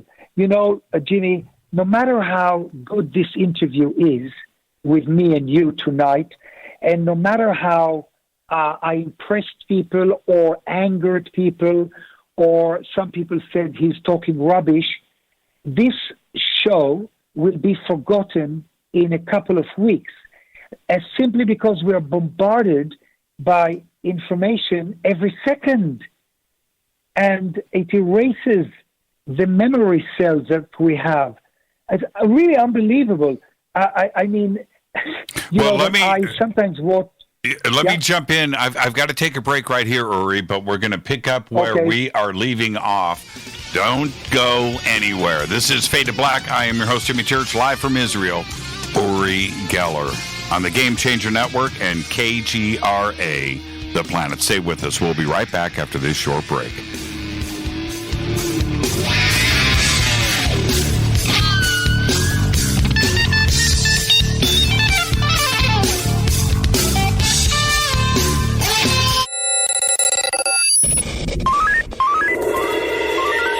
Way out here, we listen to Jimmy Church. You're listening to Fade to Black. Always on the edge of the hottest alternative talk. Jimmy Church with Fade to Black. KGRARadio.com. ¿Qué tal, mis amigos? Yo soy Mario Carson, el tiburón, y los invito para que escuchen a mi buen amigo Jimmy Church Radio. ¡Claro que sí! Do you want to be an official Fadernaut? Of course you do. This is Jimmy Church of Fade to Black. Just go to our membership section at jimmychurchradio.com. Introducing the new Surfer Music app. Listen, Fadernauts, you know I love my music. This is my go-to for all things notes. The Surfer app is a brand new concept in music listening. Surfer is free, providing unlimited access to thousands of live streaming radio stations. Surfer is an exciting interactive listening experience. Discovery and surprise are built right in. Surfer is your destination to discover and rediscover great live streaming music. It features high-quality audio streams, free access to music from thousands of live streaming radio stations, unlimited listening, unlimited skipping. You get a music visualizer, and you can also select your favorite channels. Get it at the Apple App Store or Google Play. Just search Surfer Music or click on the Surfer banner at jimmychurchradio.com. Go back, Lee Tappy. So, you love talk radio? Then you'll love TalkStreamLive.com. TalkStream Live is always on, 24/7 with the best streaming talk shows. Find your favorite talkers and discover some new ones. It's free, readily available online or on mobile with any smartphone or tablet. Finding your favorite talk shows all in one place has gotten a whole lot easier. Just go to TalkStreamLive.com. Be sure to download the free apps from Google Play or the iTunes App Store. You listen to us, and we listen to you. And so does the CIA. KGRARadio.com. If you have hard water, the lime scale not only leaves white spots, it clogs pipes and breaks down appliances, costing you hundreds of dollars in energy and wear. Eliminate lime scale and other water issues like brown staining and bad odors with HydroCare water products available from Wave Home Solutions. Wave's affordable water systems don't use salts or chemicals. You'll love the way your water tastes, smells, and looks. Satisfaction guaranteed. For more information, go to bestwater123.com. That's bestwater123.com. Are you intrigued by paranormal talk radio? You'll love the new paranormal radio app from TalkStream Live. You'll find a great selection of talk shows covering UFOs, ghosts, strange phenomena, and much more. Download the paranormal radio app now and start listening to the very best in paranormal talk entertainment, including the network you're listening to right now, the paranormal radio app, free in Google Play and the iOS App Store. You are listening to Fade to Black with Jimmy Church on the Game Changer Network. Oi, oi, I'm Reese Evans. You're listening to Jimmy Church. This is Revolution. The revolution will not be televised. The revolution is on radio. Ciao.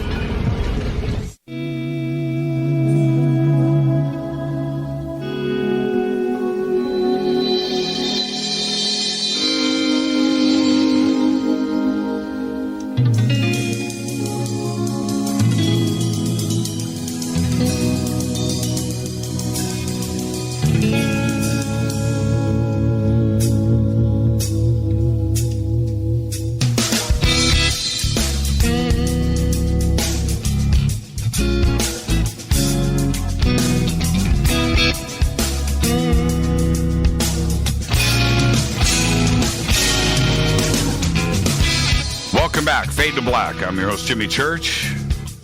Tonight, Uri Geller, live from Israel. Tomorrow night, the Beard of Knowledge is back, Randall Carlson. Thursday night's another Fader night with open lines all night long. Now, I want to get right back to where we were, Uri, which I haven't been talking about coronavirus on this program for a couple of weeks because I don't want to be a part of the fear and the depression that is enveloping the planet. But what I have seen is people relaxing, finding kindness, respecting others, where it seems that borders between countries have been removed for the first time in history.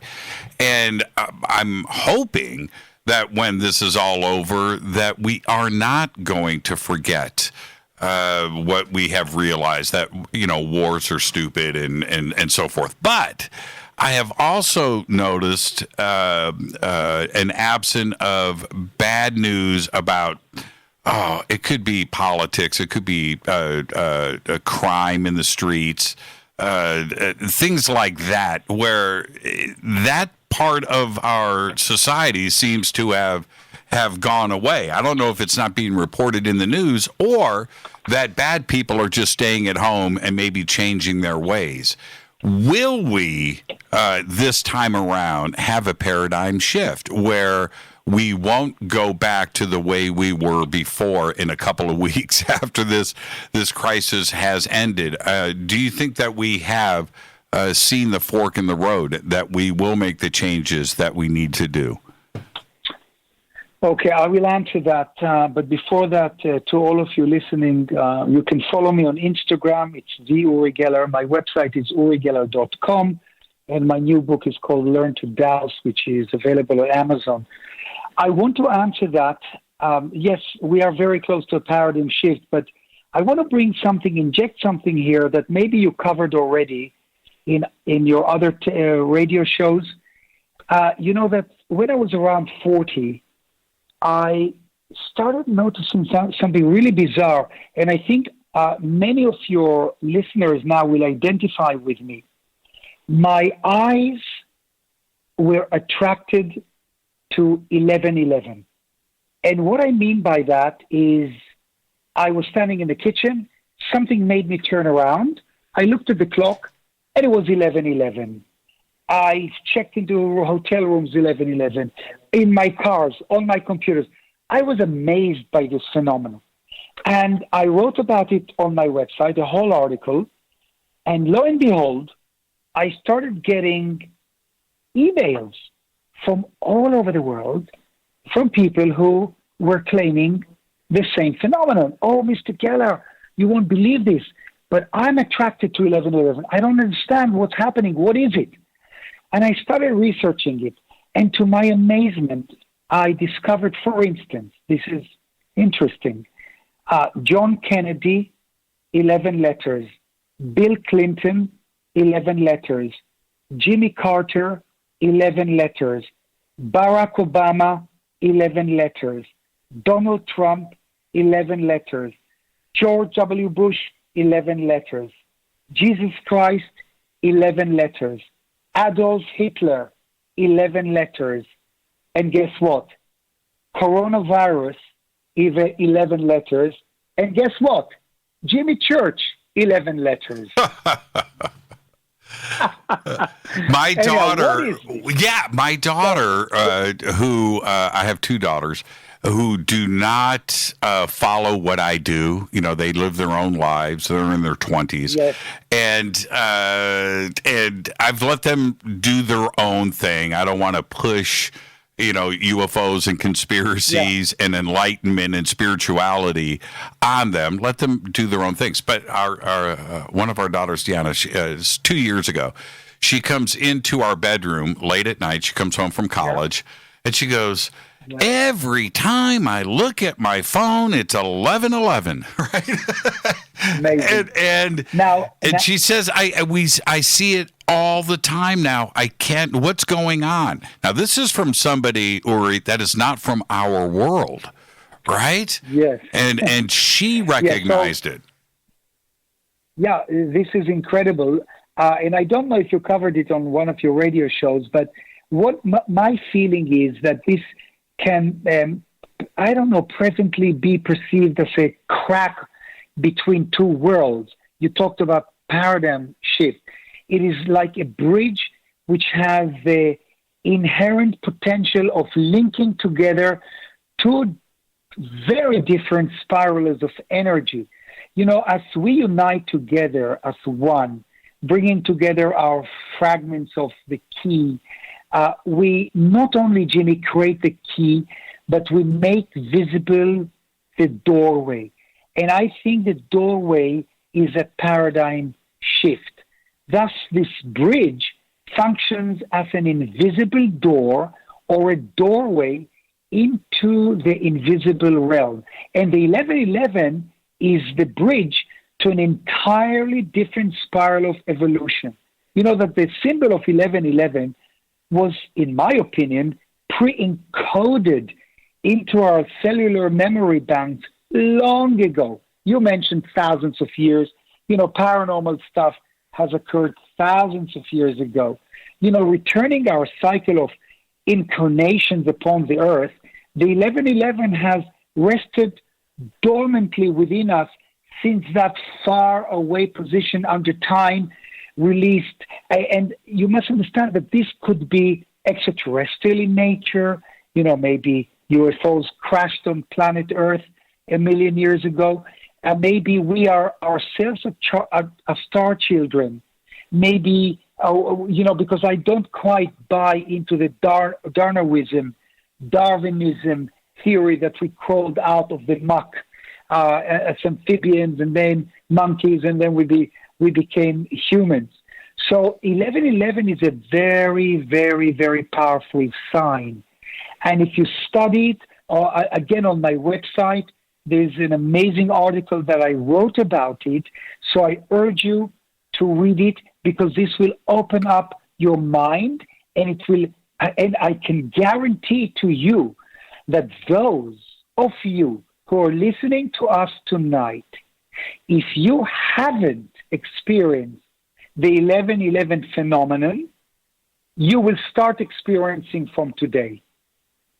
Okay, I wanted to do something really quick. We need to continue with where we are. But if I drew something like you did with Golda Meir, if I drew something, are we vibing right now through our connection between Los Angeles and Israel? Do you think, I'm not putting you on the spot, I'm just suggesting. No. Let me suggest something else, because I don't want to fail. I don't want you to have another Jimmy? Yes. Are we going to have another commercial break and then come back, or we don't have any more? No, we're going to do one more commercial break and come back. Okay, so this is what I want to do, an experiment with all your listeners. Okay. So listen to me carefully, all of you out there. During the commercial break, I want you to go and fetch your broken watches. They can be very old pocket watches that are over 80, 90, 100 years old. Bring wristwatches that belong to your parents, to your grandparents that are not working. Bring anything that is broken to the radio set. And when we come back from the next commercial break, I am going to fix those broken timepieces. Actually, also bring a spoon. We have nothing to lose. Maybe the spoon will bend. Maybe it will leap off the radio set. So we are going to conduct an experiment after the commercial break, and I guarantee you, you will be amazed. My question to you, Jimmy, is there any way your listeners can contact you and report in what has happened in their own homes? Absolutely. And we do thousands of tweets live during the show. We have chat rooms that are open, and everything is live in real time. So I ask everybody to go ahead and take the time to, in real time, post what may be happening locally for you on Twitter and across all of the chat rooms, and of course Facebook, Twitter, and on YouTube as well. Very interesting. Okay, and I do have a spoon in the studio. Okay, there is a sequence of the experiment which I have to run through with your audience, and after that, you can report what happened. Don't write anything as of yet. Let's wait for the commercial break. You bring your stuff, you can also bring broken iPad. If you're driving cars and you have a component broken in the car, don't take your eyes off the road, but I will teach you how to focus, and I will run you through the experiment, which will take 1.5 minutes, even less, and then you will be able to report what really happened to you. So, Jimmy, how many minutes do we have until we take the commercial break? We have about 14, actually. And before we get there, I wanted to go back to the amnesia question, which is where we were right in the middle of before I sidetracked us. Do you think that we will continue on the path of wellness and wholeness as a planet after this current crisis is over? Well, Jimmy, I'm concerned not only about the virus. but I'm concerned about mega catastrophes that can occur to planet Earth that still today are not under our control. Instead of investing thousands of billions of dollars in the arm race, we should be investing into rockets that can blast out meteorites that are coming towards Earth. Because if a meteorite hits us, that's it, forget it. It can even spin our Earth out of control. It could be such an explosion that will devastate half of humanity. So, it's very unlikely that this will happen in the coming 100 years or 1,000 years or 10,000 years, but there are no guarantees. It could happen. My next concern is global warming. Mm-hmm.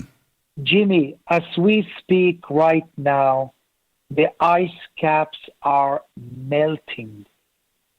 Tens of thousands of tons of icebergs, of ice, are falling into the oceans. You know those science fiction movies that you see New York underwater and Los Angeles wiped out and tsunamis rolling into cities? That is a very true reality, unfortunately, because there is climate warming. There is global warming, and we are doing very little about it. This coronavirus, what it did do, it reduced, not a lot, but it definitely reduced the worldwide pollution. It did. Because there are no millions of cars on the road. There are less fuel being burned to pollute our clean air. So I think to answer your question, beside the virus, there are other things we will have to start investing into to have the right mechanisms, the right vehicles, the right sophisticated methods to combat what is about to happen to our planet if we want other generations to live and on and on and on. I'm not concerned about my granddaughters or their granddaughters, but I'm definitely concerned about hundreds of years from now. I would also invest in space travel to be able to seed other planets, because all you have to do is go to YouTube and put in what is going to happen to planet Earth in the coming millions of years. You're going to be shocked by the videos that are on how our planet is slowly burning away. So we've got to find and seed other planets to continue the human race. I think you'll agree with me, Jimmy. I do, and with one of the side effects, of course, with this current coronavirus crisis is the shutdown of all of the driving and the transportation and the factories. That the pollution, we have blue skies for the first time, right? And here in Los Angeles, I can actually breathe the air. And it's the same thing for India and China and Russia and Europe. But we have seen that we can very quickly cause a change, and it's actually easier than we thought it would be.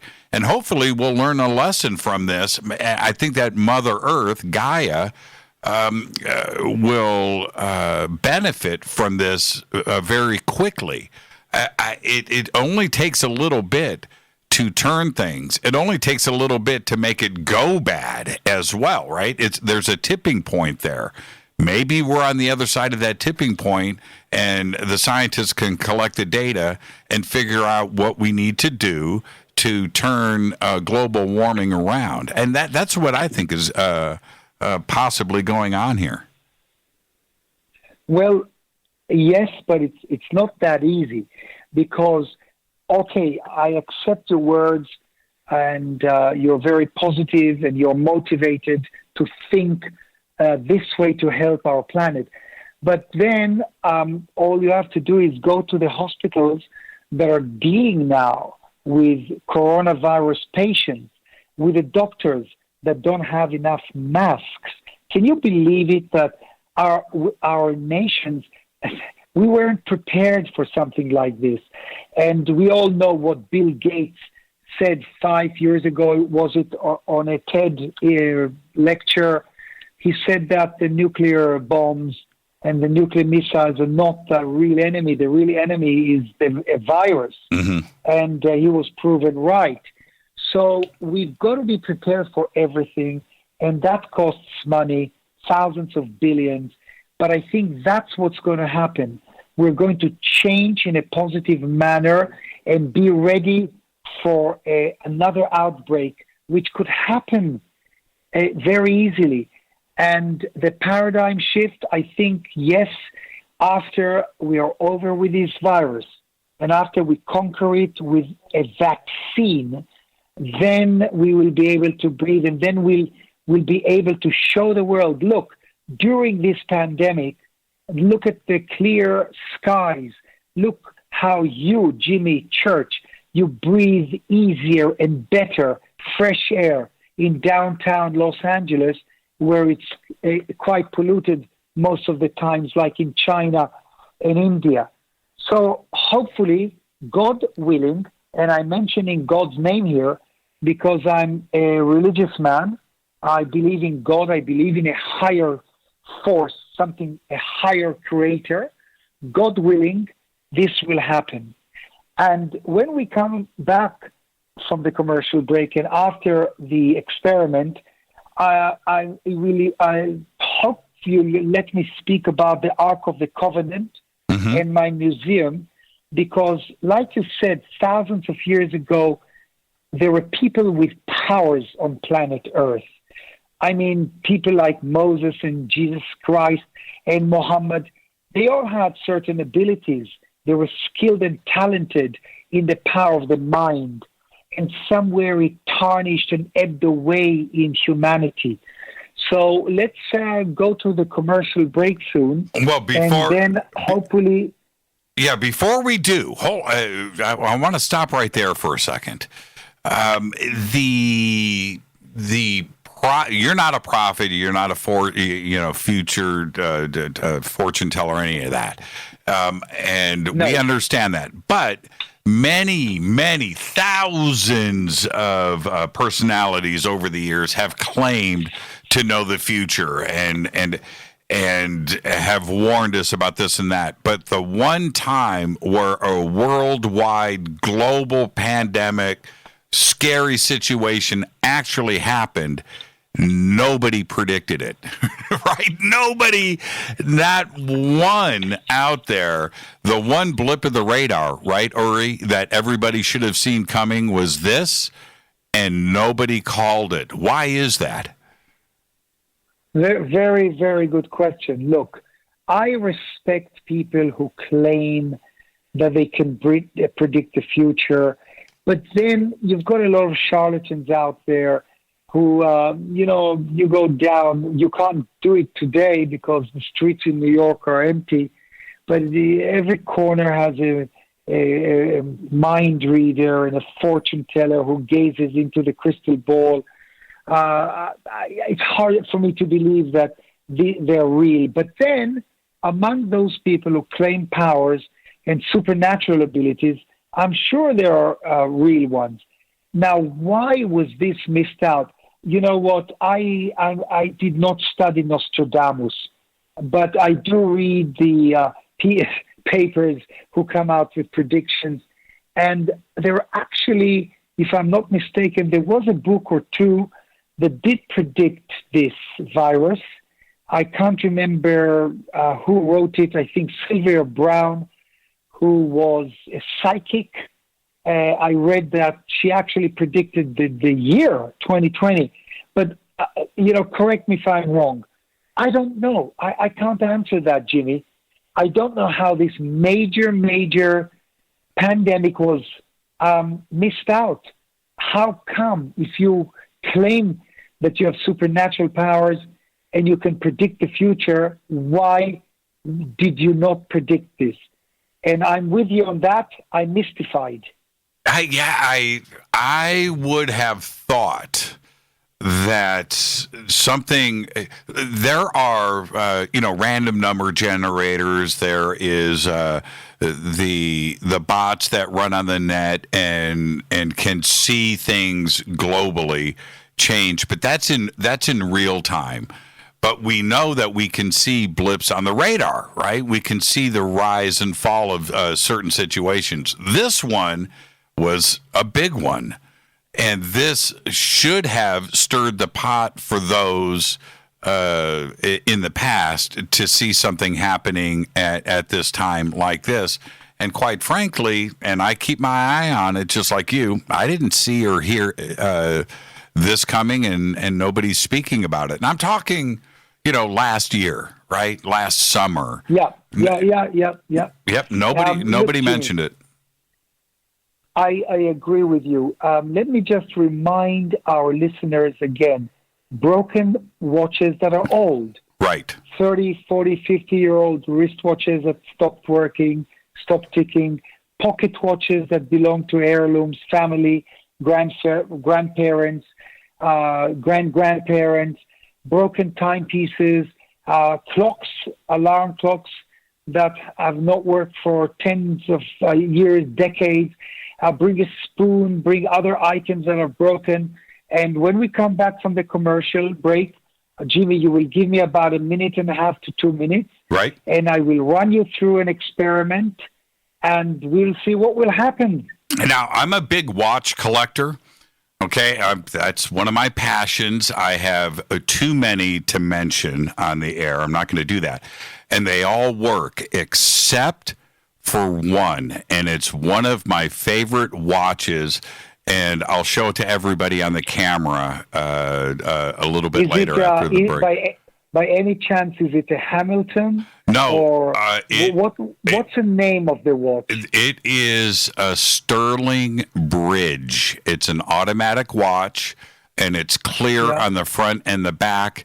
And it's one of my favorites. It's a beautiful watch, and it just stopped working. And I never took it in to get repaired. And out of the enormous watch collection that I have, one of my favorite watches does not work. So there you go. It's a Sterling Bridge. See. Yes. Let's take our break right here. This is Fade to Black. I am your host, Jimmy Church. We'll be right back after this short break. Uri Geller live. Everybody, get your watches. I also have a spoon here in the studio as well. We'll be right back after this short break. Stay with us.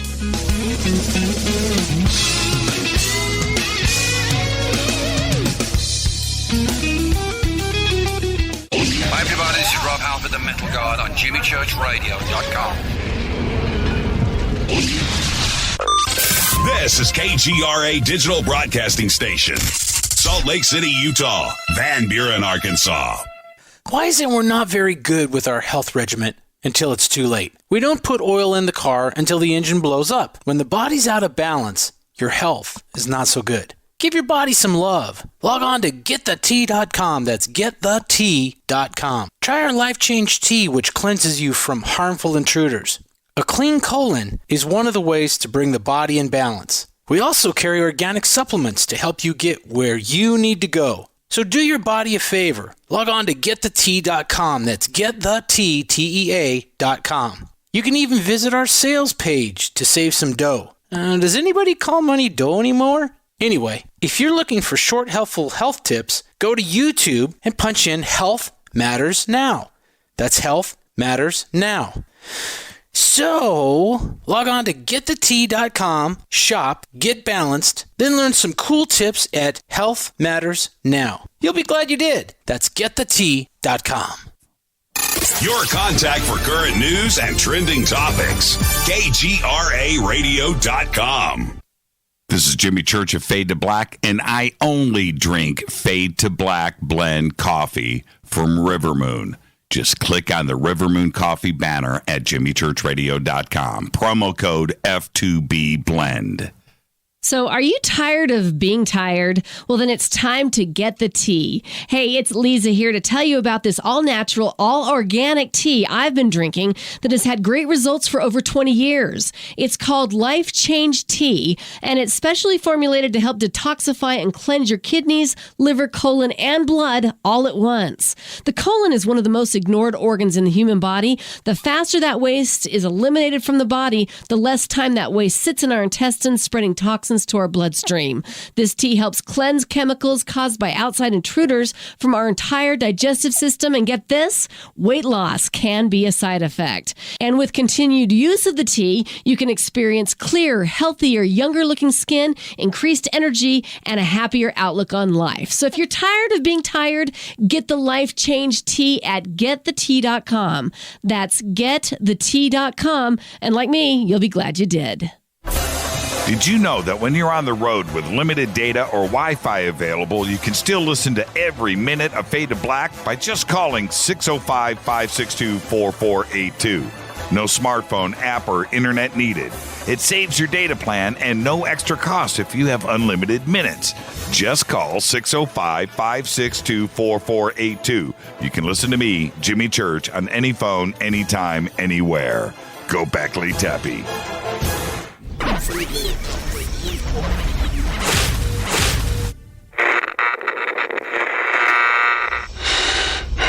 You want to know a secret? I love ponies.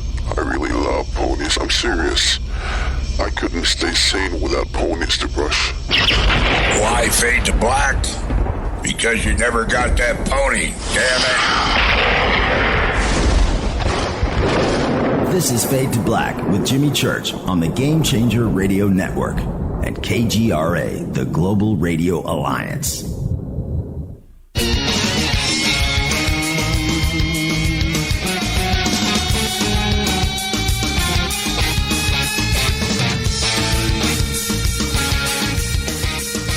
Welcome back, Fade to Black. I'm your host, Jimmy Church, live from Israel, Uri Geller. Now, right before the break, we ask everybody to get your broken watches and get those in front of you. And I have a broken watch with me, and as well as a spoon. And Uri asked for a couple of minutes after the break to set this up, and I'm going to hand it off to you, Uri. Okay, so the stage is mine now. Yes. Okay, everybody at home, you now have broken watches and broken pocket watches and clocks and so forth.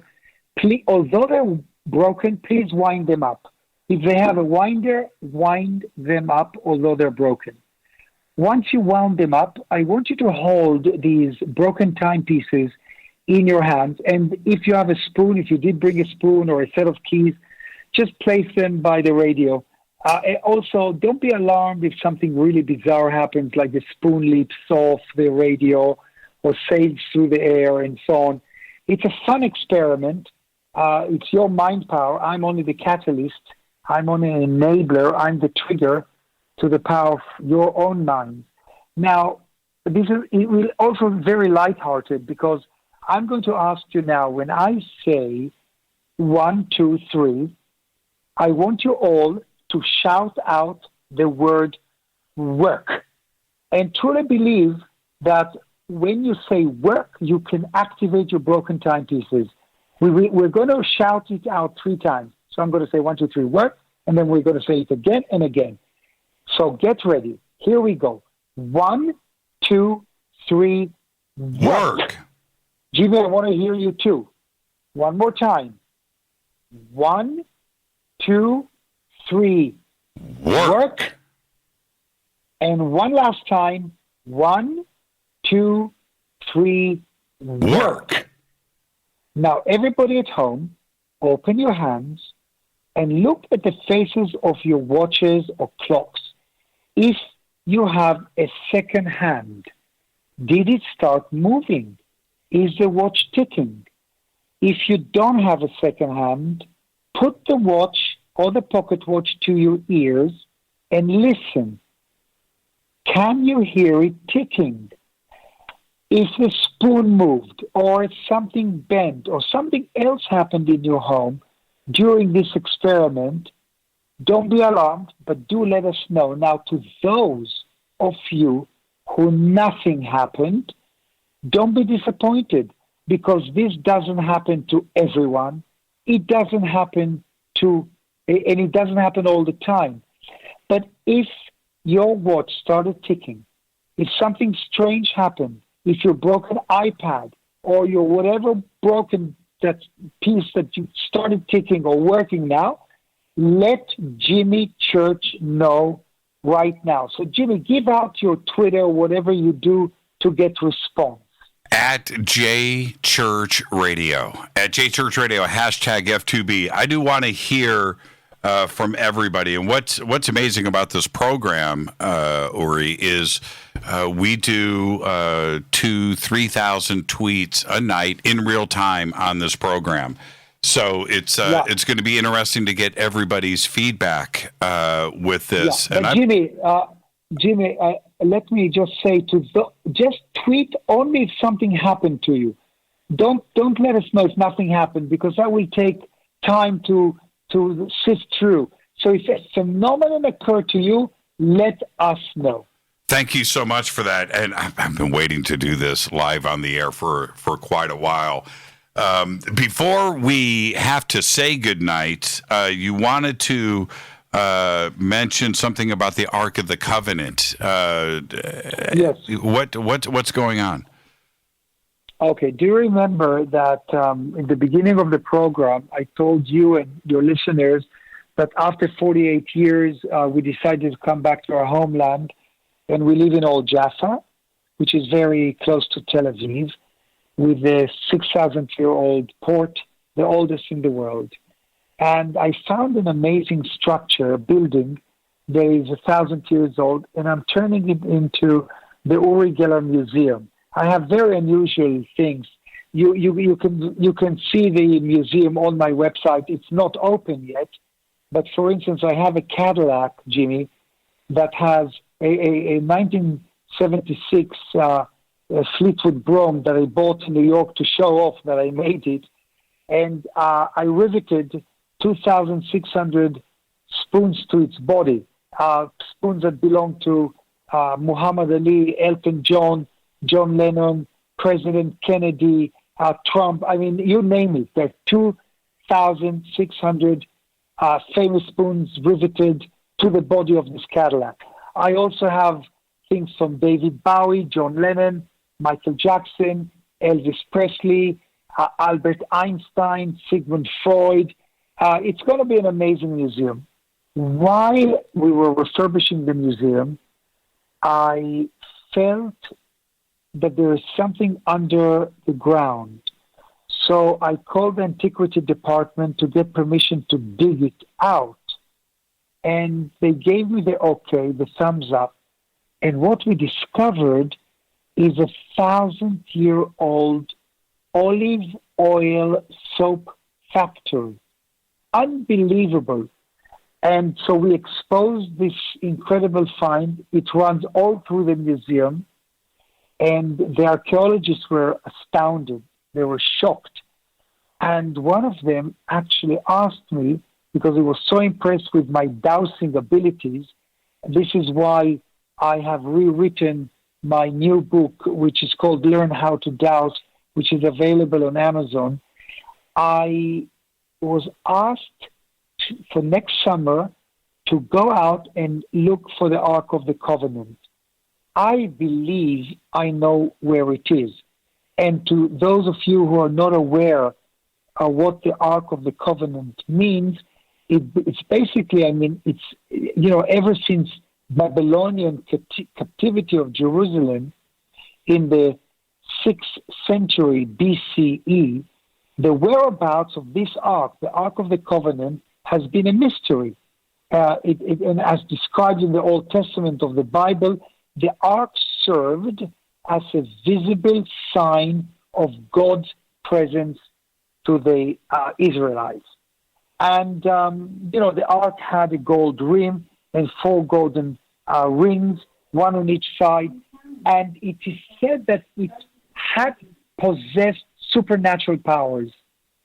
And the rumor is, or the scripture says that it could shoot a beam out of the wings of the Ark of the Covenant, and it would melt stones like butter. I have a feeling, Jimmy, that I will find the Ark of the Covenant. Do you think it's in Israel? I will not reveal where it is, but it's definitely in a very, very close vicinity to Israel or in Israel. Now, I don't believe that the Ten Commandments are in it. I think the Ark of the Covenant is empty, and I will find it. And that will be, archaeologically and historically, it will blow the minds of people, because a lot of scientists and archaeologists don't really believe that the Ark existed. The history of the Ten Commandments and Moses coming down from Mount Sinai is a great story. I believe in it, but there are those who don't. The many documentaries and search for the Ark over the years, it's countless. The rumors of it being in Ethiopia, at that specific church there under guard for quite a long time. It's there, but when I see that church, I often wonder, why can't anybody just walk in and see what is inside? That puzzles me. But the other part is the other part of this is its description in the Bible is so specific that I believe that it was a real object. I cannot believe that it has been missing since 600 BC from Israel. That's the part that puzzles me the greatest. Yes, and I agree with you, and I don't believe it's in Ethiopia either. I just know where it is, and it's not far away from actually where I'm sitting now, meaning with the flight of the bird, we're talking about a radius of... okay, let's not go into it. Now, there's another very interesting thing that I want to bring up is that I'm the owner of a very small island in Scotland. It's called Lamb Island. It's a mysterious and enigmatic island, claimed to be one of the great pyramids of Scotland. This is really an incredible story. Lamb Island is actually a volcanic outcrop in the Firth and Forth north of Edinburgh. It is one of the three rocky outcrops which mirror, believe it or not, the layout of the pyramids at Giza near Cairo in Egypt. And I've always been fascinated by the connection between the pyramids in Egypt and these islands. And you know, the connection has been known for centuries, Jimmy. You can read about it in a 15th century manuscript called the Scotisticon by an abbot, a Scottish abbot called Walter Bower. So when I heard that Lamb Island was up for sale, I kind of felt a very strong instinctive urge to buy it. And the more I delved into the history of the archaeological lore which surrounds Lamb Island, I became more certain that this is one of the most significant sites in Britain.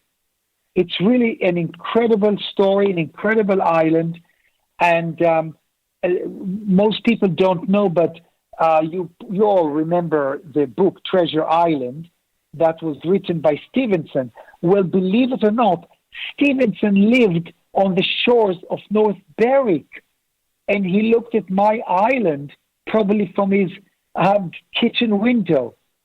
And this island, Jimmy, has links not only to the pyramids, but to King Arthur, King Robert the Bruce, and to the ancient kings of Ireland too. It might seem forbidding, and it is certainly uninhabitable, but it is also one of the keystones to British mythology, and I'm basically just thrilled to be its owner. Well, what do you think is going on there, and the connection back to Egypt? Are you suggesting, or do you think or theorize that the Egyptians made it out of the Mediterranean through Gibraltar and up to Egypt, to this island, and at some point made it significant? Well, you see, Jimmy, most archaeologists and historians and scientists would laugh at this notion that the Egyptians managed to sail to Northern Europe. Right. But I believe they did. And Scotland is actually named after Queen Scotta, who was a wife of one of the pharaohs. She managed to sail with her soldiers to Northern Europe, to Scotland, and she actually moored outside my island, Lamb Island, and it's very difficult to climb on the island, but there's no doubt in my mind that she or her soldiers buried Egyptian treasure, whether it's emeralds or rubies or gold.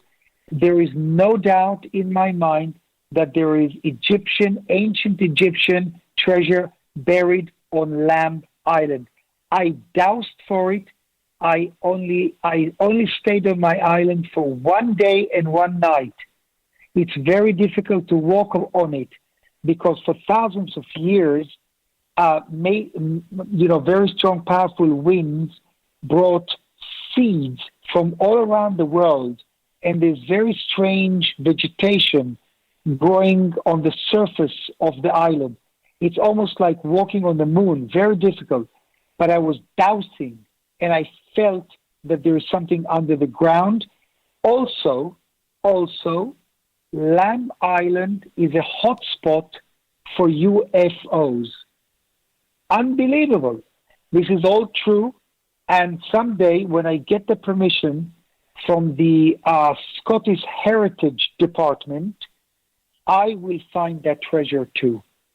What is the connection? What did the ancients know when we look at different sites around the world? Certainly Giza is something that is well researched, and I do that all the time, and Stonehenge is right there, and Easter Island, these different locations around the world. Now we have Göbekli Tepe, which is on the border with modern day Turkey and Syria. 10,000 years old, maybe even older, right at the edge of the last ice age, which suggests, a structure like that being built, there's a spiritual, it was built for a reason. We don't know, but it tells us that there are sites like this still to be discovered around the world at very specific points on this earth. What did the ancients know? Yeah, what did the ancients know so long ago? Absolutely. Also, on Mount Ararat in Turkey lies the Ark of Noah. And I've seen some satellite photos that astounded me that it's there. But look, it goes back, in my opinion, to ley lines. From my island, my tiny Lamb Island, there's a ley line that goes straight into Roslin Chapel. Brown's book, the Da Vinci Code. Right. That ley line continues through Europe into Jerusalem. From Jerusalem, it goes towards the pyramids and under the pyramids. What did the ancient civilization know? Well, they probably derived and extracted this intelligence from higher intelligence forces like extraterrestrials. Maybe they were extraterrestrials. You know that when I was spying in Mexico for the CIA wanted me to become very close to President of Mexico, who was at that time Lopez Portillo. And I actually found oil for Pemex. Pemex is the national oil company of Mexico. And President Lopez Portillo was so impressed that he actually made me a Mexican citizen. I have a Mexican passport. And one day, I was taken with his wife. His wife took me to one of the pyramids. And this I relay in the Gaia interviews that Sid directed. I think you'll find it extraordinarily fascinating, Gaia TV. Inside that pyramid, there is a slab, and on it, there is, you can Google that picture of the slab. There's an astronaut. You can actually see the astronaut guiding and, maneuvering inside the cockpit of a probably UFO or some kind of an extraterrestrial vehicle. But I also got a gift from the president. And maybe we'll talk about it another time when I do your show again. I got a crystal skull, rock crystal skull. I'm looking at it now. It's going to be in my museum. It's on one of my mantel cases, and it's extraordinary because it has an elongated brain. It's almost an alien skull, and it was carved over 3,500 years ago, and they found it in that pyramid, and I got it as a gift. I'm going to photograph it for you and send it to you. Okay, Jimmy? Yeah, I think Sid sent me a picture of that. Right? Sid, yes. You let Sid, and it's an extraordinary, we have a pretty big skull collection, and I appreciate the aesthetics. I am constantly aware of the power of crystal skulls. And when Sid sent me that picture, I was immediately, well, I'll say it, I was jealous because it's a beautiful, beautiful skull, and skulls have energy. They do, and that one is 3,500 years old. There's some energy there, Uri, no doubt. Yeah, but a lot of people say, "Oh, come on, the power of crystal," and some people say crystals have energies that heal. Well, let me tell you this, which probably most of your listeners don't know. But did you know that there is an actual crystal sphere? I call it an orb, in the center, in the core of our planet. And it's spinning, it's rotating. This is actual science. A crystal sphere at the Earth's core power its magnetic field. Did you know this, Jimmy? No, I did not know that. And this is science. And this is not mumbo jumbo. If you Google, what's in the core of our planet? Is there a sphere in the core? Is there a rock crystal sphere? Is there crystal in the core of our planet? You will be shocked to discover that there is. So yes, I agree with you. Crystals emanate an energy. Our computers have a crystal chip in them. Our quartz watches have a crystal chip. That's why it's called the quartz. Mm-hmm. And even NASA, you probably don't know this either, and I know this from Edgar Mitchell, because he was a great friend of mine. When the astronauts were sent to space, they had on an aluminum plate chips that resonated with the megahertz of our planet to basically keep them at the right vibrational frequency. This is quite amazing. By the way, one of the scientists that tested my powers was no other than Werner von Braun, who was actually a Nazi. He was a father of the rocket age. And he was so clever that NASA brought him over and he tested my powers. And I have pictures with him. it was Edgar Mitchell that took me to NASA because Werner von Braun didn't believe in my powers. And when I stood in front of him, he looked into my eyes. I was actually shaking because I'm Jewish.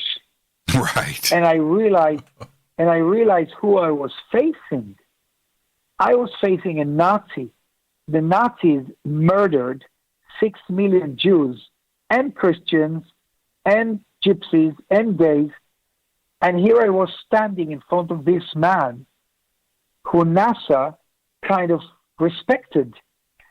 And he suddenly says to me, Uri Geller, here is my wedding ring. You can see it on my finger. I'm going to take it off now, but I won't let you touch it. I'm going to keep it in the palm of my hand. I'm going to close my hand over my own wedding ring.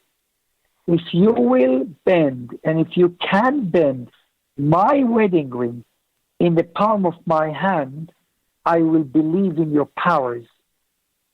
And Shippy, who is my brother-in-law, was inside the same room. And we had a Minex camera that was given to me, I think, by the CIA. A Minex camera is a German spy camera. And it was snapping pictures. And I put my hand over Werner von Braun's, Dr. Werner von Braun's clasped hand for maybe 20 seconds. And suddenly Werner von Braun said, I can feel something moving. He opened his hand, and lo and behold, his wedding ring totally bent out of shape into an ellipse shape. He couldn't put it back on his finger. And he actually gave me a quote. He said, you can use it. And the quote is on my website, something like, Uri Geller bent my wedding ring in the palm of my hand. I believe that he has powers, something of that nature. So I was tested by hundreds of scientists and astronauts and professors and doctors. Some of them were scientists that worked for the President of the United States. So what you read out before by the CIA, that they endorse my powers, I urge you all to check out my website, urigeller.com. Scroll down to TV. Look at The Secret Life of Uri Geller. There's a documentary directed by Simon Cowell called Uri Geller, A Life Stranger Than Fiction. You can email me. You'll find my email address on my website. There are so many videos. Everything is free, by the way, on my website. And I try to email everyone back. It's not easy because I get a great volume of emails. But I would like to end this program by saying that I love you all. I send you positive energy. I send you lots of kisses from old Jaffa. Please stay positive and optimistic and hopeful. And remember this, if you can go there with your mind, you can go there with your body. Whatever you can visualize, you can materialize, because you're the architects of your own lives. And thank you very much, Jimmy, for this incredible interview. I feel that we became friends over the airwaves. Thank you so much, Uri. It was an amazing conversation. I look forward to our next time together. And certainly, I want to remind everybody, all of Uri's links are over at jimmychurchradio.com. And I put up a specific link right there for his books, too, as well. Uri, be safe, be well. Thank you so much. And we look forward to having you on as our guest again. Thank you. God bless you all. Bye-bye. Uri Geller. This is Fade to Black. I'm your host, Jimmy Church. I'm going to take a quick break. I'll come back and open up the phone lines on the Game Changer Network and KGRA, The Planet. Stay with us. I'll be right back.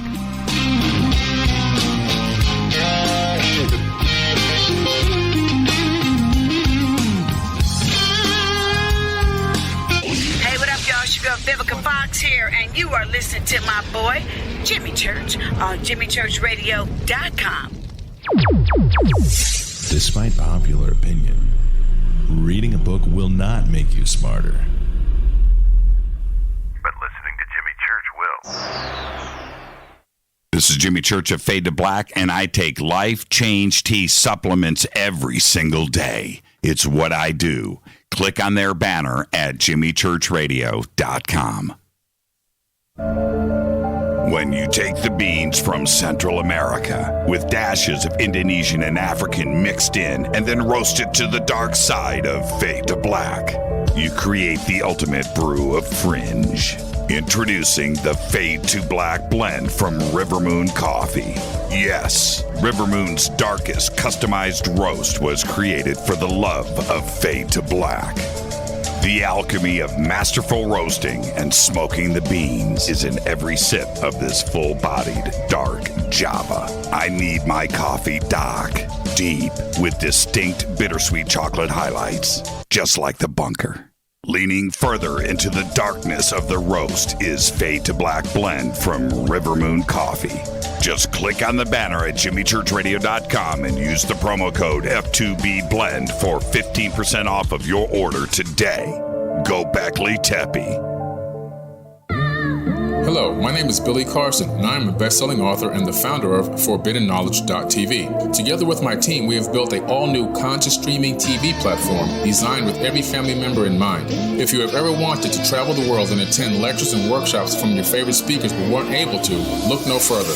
ForbiddenKnowledge.tv. There are dozens of workshops and lectures from speakers you know and love. We have also included amazing categories to assure that your consciousness and elevating on a daily basis. Amazing interviews, ancient history, ascension knowledge, wisdom teachings, documentaries, conspiracies, mysteries, health and fitness, conscious cooking, meditations, finance, yoga, and so much more. To start your free trial on any mobile device or computer, surf to ForbiddenKnowledge.tv. That's Forbidden Knowledge with the number 4, ForbiddenKnowledge.tv. Again, visit ForbiddenKnowledge.tv today. Are you intrigued by Paranormal Talk Radio?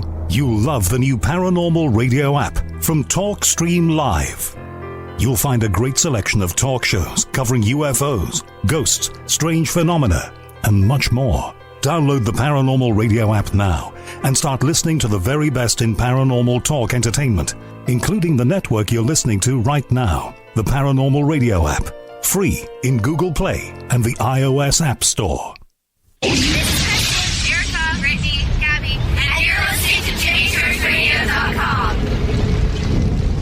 It's not a lifestyle we chose. We were born this way. KGRAradio.com.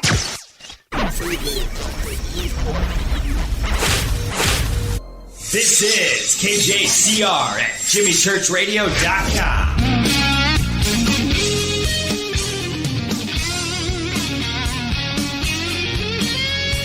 And all right, welcome back. Fade to Black. I am your host, Jimmy Church.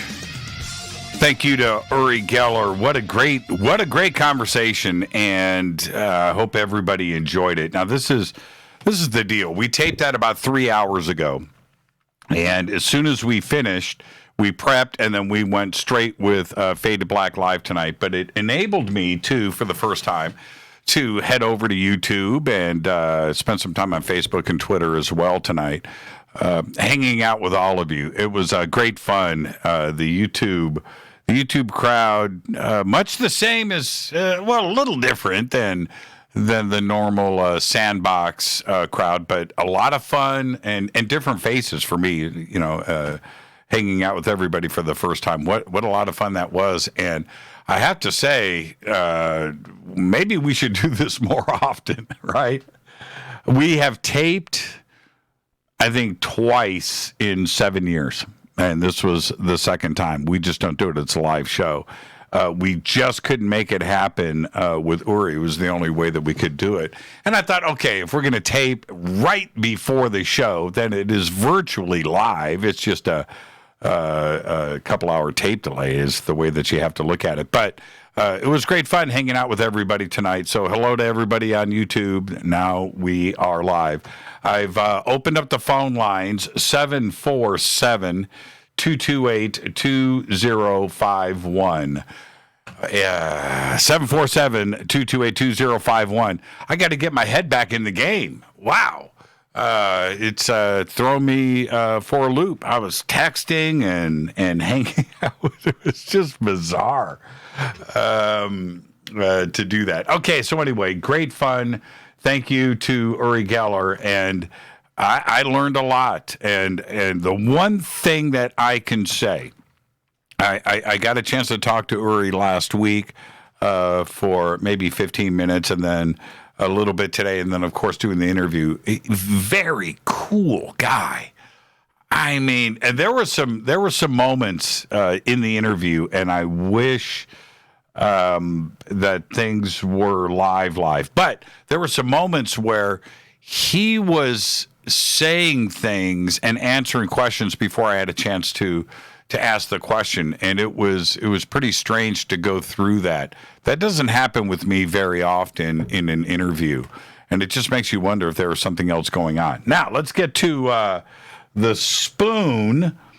I'm going to have to go back and look, but I held it up before we did the thing, and I placed it right here on the table, but it looks to me like it's going up in this direction.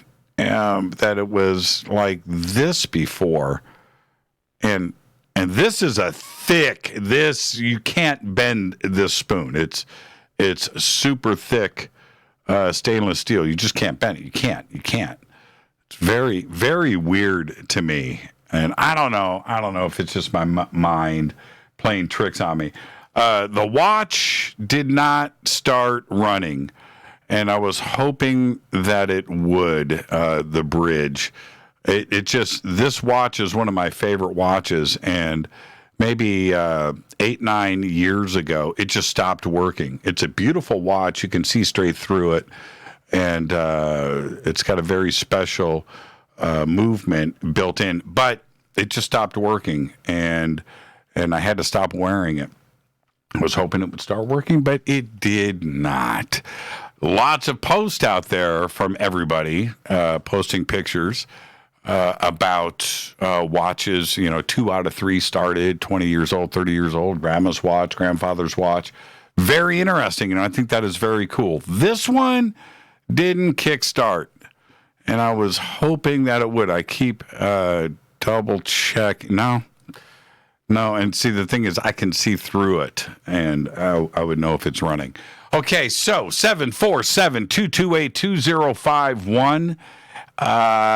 Let's do this. Got calls on hold. 747-228-2051. Let's go to the phones. Hi, you're live on Fade to Black. Turn me down. Oh, hold on for a second. Hold on. That's me. I've got to figure out how to stop this. Hold on. That is me. I have to pause this. Okay. Sorry about that. You're live. Hello. Yeah, you're live. Sorry about that. I was playing back. I wasn't listening to the phone lines. But you're live now. Oh, man. Who's calling? That's JT. I'm off tonight, so I don't have my horn with me. Oh, JT. How you doing, man? Hey, we're doing really good, man. We, had a lot of fun today up here with the kids and stuff, and got out and did some fishing. Yeah, where'd you go? Where do you fish in Indianapolis? Geist? No, well, the kids are up in Lafayette. Oh, okay. So we come up here. We have gone to Geist, yeah. Yeah. We go to Fairfield Lake. There's 4 lakes right there all together. Yeah, you got lakes up in Lafayette. Down in Indianapolis, you have ponds. The only thing that's down there is Geist Reservoir. Retaining ponds, yeah. Yeah, exactly. But every time you and I talk, whether it's on Coast or here, you're always driving your truck, and you got things to do, right? And you're a truck driver, man. That's what you do. Yeah. But yeah, I'm off tonight, though. So now you got a free brain. And now tonight you won't have anything to say, JT. Watch. Oh, I got plenty to say. I could talk all night. Yeah, what'd you think of... Just ask my wife. What'd you think about... Oh, your horn. That horn was awesome. Yeah. Is it? It's not silver, is it? Look on the replay, it looked like maybe a bronze or. No, it's chrome plated. So. Oh, okay. Yeah. It kind of had maybe it's the lights in the studio. It looked like it had a. Yeah, it's a Breg. It's a Breg. Oh man, is that a good horn? You got it hooked up yet? Oh, no, yeah. it's you got it hooked up yet? No, it's still here. I've got to get over. Our family mechanic is his name's Steve. He's I guess technically he would be my cousin-in-law. He is the brother of my sister-in-law. So what does that make him? Yeah, your brother-in-law. Is that technically? He's a brother of your sister-in-law? Yeah. Yeah, he's your brother-in-law. Is it? Okay. I've never really thought about it. I think so. But he's got a great shop, and he does all of our work. So I've got to take it over to him and have him install it. But that's an awesome-looking Jeep, too. Yeah, the Jeep is cool. I love driving it. The one thing I didn't think a Jeep would do, JT, it changes your attitude on the road. You're a different, you're a different person, man. You're a different person. Why do you think I got that shirt from my wife? Yeah, I know, right? For me, she hates that shirt. I want to get out of the house, man. I just put that shirt on, and I'm not going anywhere with you. Yeah, there you go. What'd you think of Uri Geller? He's always awesome, and I just can't get over it. I don't know if I just really didn't cover it tonight, but there's still skeptics about him. I don't understand that. I mean, he's been tested, and he's just awesome. Well, you know what? This is... And he's right on about Gaia, He's right on about the Gaia thing, like you were talking about, like I brought up with James Ridgefield on Coast with you. Yeah, right. This is the deal with somebody like Uri. We have to take one thing into view. Dude is famous. Okay? He is a virtual household name. And everybody knows it. Right. So when you... Just like you, Jimmy. I'm not even... Thank you, but no. Not even close. But this is the deal. When you have that kind of fame, that type of celebrity, what comes along with that is critics.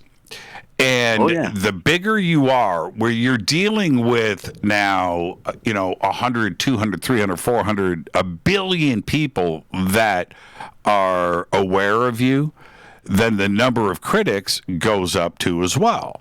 Me, I've got a dozen critics. He has got a couple of 100,000, right? It's a whole nother level of celebrity. Me, I've just got a tiny little fraction slice of things. I barely taste it. He has been exposed to this for decades. And to have him so level-headed right now, that's what I was going to say. He does not waver. It doesn't bother him. No. And his talent, his gifts are genuine. He has been out there in a laboratory setting, as well as the public setting, and that's the toughest critic of all, right? If you're going to go on Johnny Carson or Coast to Coast, that he's probably done 1,000 TV shows. I'm just guessing. I have no idea. Johnny Carson, I can't believe he was on Johnny Carson. Yeah, I think he was on a few times. He was on. Oh yeah, I forgot about it. Right, so long ago. Right, and so when you weather that storm. And you come out on the other side virtually unscathed. That's Uri, and he's such a pleasant guy. It was just a wonderful conversation, and he was answering questions. Didn't a missile land by him once or something? Oh, I don't know. You know what? The thing is this is the deal. And I talked to him about this off of the air. We dabbled a little bit about it tonight, but he has been involved with 3-letter agencies for real. Not imagination, not, or sort of, or had a friend of a friend, or no. He has been on the inside and at the front. Yes. And you have to, when he says it, you have to stop and listen. The critics out there that want to say, and they want to go there, they're going there with somebody that legitimately has been involved and tested and used and utilized and all around the world for all kinds of different reasons, documented situations. And that is fascinating to me. The secret life of Walter Mitty, right? You live in this duality thing. Uri Geller is the example of that for real. Because when he's going on national television, JT, and he's sitting there doing an interview and bending spoons and fixing watches, that's the entertainment side. What was he doing earlier that day? Right? What did he do the day before? Who was he wrapped up with? That is crazy to me. That is crazy, and I think it's very cool. I think it's very cool. I think it's very cool. And he's got that attitude, either, and I got it. I think you said you got it. Either you like me or you don't. If you don't like me, no big deal. Yeah, don't talk to me. Somebody posted over in YouTube. I don't know who it was, but they're all listening right now, and so I want to give my hats off. Somebody posted up in YouTube said, "Uri Geller's on tonight." That's like Elvis, right? And it's like that, and I'm totally with that statement. Totally with it. It was a lot of fun, and I really look forward to having him on again, where we are able to. The first interview, JT, is always the one where we talk about the past and we get all these questions answered, and the next conversation is going to be at another level, and I really look forward to it. Well, listen, I'm going to get to something to say about. Yeah, go ahead. Something to say about you. I mean, you got him on there now. I mean, you're in the game. You're in the big show now. No, it's all about you, JT. Hey, listen, have a great night, and just do me a favor. Go to Steak and Shake. Go to White Castle. Go to Waffle House. Enjoy those. Fire. What's that? Ain't almost fire. Man, ain't almost fire. Is it still there? Oh yeah. Is it really? That's one thing. It's unique to Indianapolis. How Indy has that Indy stuff. Oh yeah. I remember. A couple put their picture on the wall last year, like about October. Right. They got all those pictures on the wall. Right. They got the same kind of frame. They slapped it up there. They glued it up there. And somebody knows who's that, because they got all those celebrity pictures, and they looked for them for 2 weeks. They finally found them, man. I mean, it was funny. I remember a place on 21st and Shadeland called Steak and Ale. Is it still there? I believe it is. Really? I believe it is. Man, I got to get back to Indy, man. I just have to get back to Indy. Just for the food, right? Just for the food. Man, Indy, there is a vibe that you get from a city like Indianapolis. You get it in Cincinnati. You get it in Columbus. You get it in Chicago. You get it all over the Midwest. And Indianapolis is an example of that. The people there, just like across the Midwest. It's I'm just not singling out Indianapolis. I'm from Indy, and I know what the people are like there, and I just miss it. And always. I sent Rita. Yeah, go ahead. I sent Rita an email with some pictures of what I cooked today. Because you're the California sauce boss, and I'm the Indy sauce boss. Oh, you think so? No competition. Well, okay. No, I'm not competition. I'm saying you're the California one. I'm the Indy one. You got to look at those pictures if you can find that email. And yeah. Well, I say it I say it all the time on the air, and I want. Not only Indianapolis, but the Midwest, to understand that this Midwestern boy, graduate of Warren Central High School, came out here, is on the radio here in Los Angeles, and I am not some L.A. born or New York or whatever. No, I'm from the Midwest. And I represent, and I will get on the air and talk I will get on the air, JT, and talk about Waffle House and sausage, gravy, and biscuits with pride. That is the truth. Are you Italian? You have Italian descent? Everybody asks me that. I have no clue. I'm a mutt. Listening to my parents, allegedly, we're just of British descent, right? That's what I have been told. I hear this Italian thing all the time, and I hear different comments. As far as I know, I'm all UK. That's what I know. I don't know. And what does that even mean, right? What is I'm half Italian, and my mom said half hillbilly. So she's from Kentucky. So that sounds like me. JT, have a good night, man, and we'll see you tomorrow. All right, have a good one. Yeah, I'll be back to work tomorrow night. Okay. All right. Honk, honk. All right. JT from Indianapolis, and sorry about that, man. I just love talking to JT. He's great. Hi, you're live on Fade to Black. Who's calling? This is Ben. Hey, Ben. How are you, brother? Doing really good, Jimmy. Doing really good. Long-time listener, first-time caller. Oh, I thought this was Ben Trout. This is another Ben.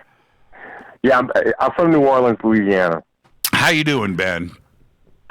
It's been tough going, but we're surviving. Oh, wait. This is Ben from YouTube. Yep, Ben Cannon. That's me. All right. How you doing, man? Well, that was cool hanging out on YouTube tonight, man. That was... I thought it was amazing, and we got a really good crowd tonight. People, I guess, had been commenting on that, and it was an amazing show considering it wasn't live, so to speak, that it was taped.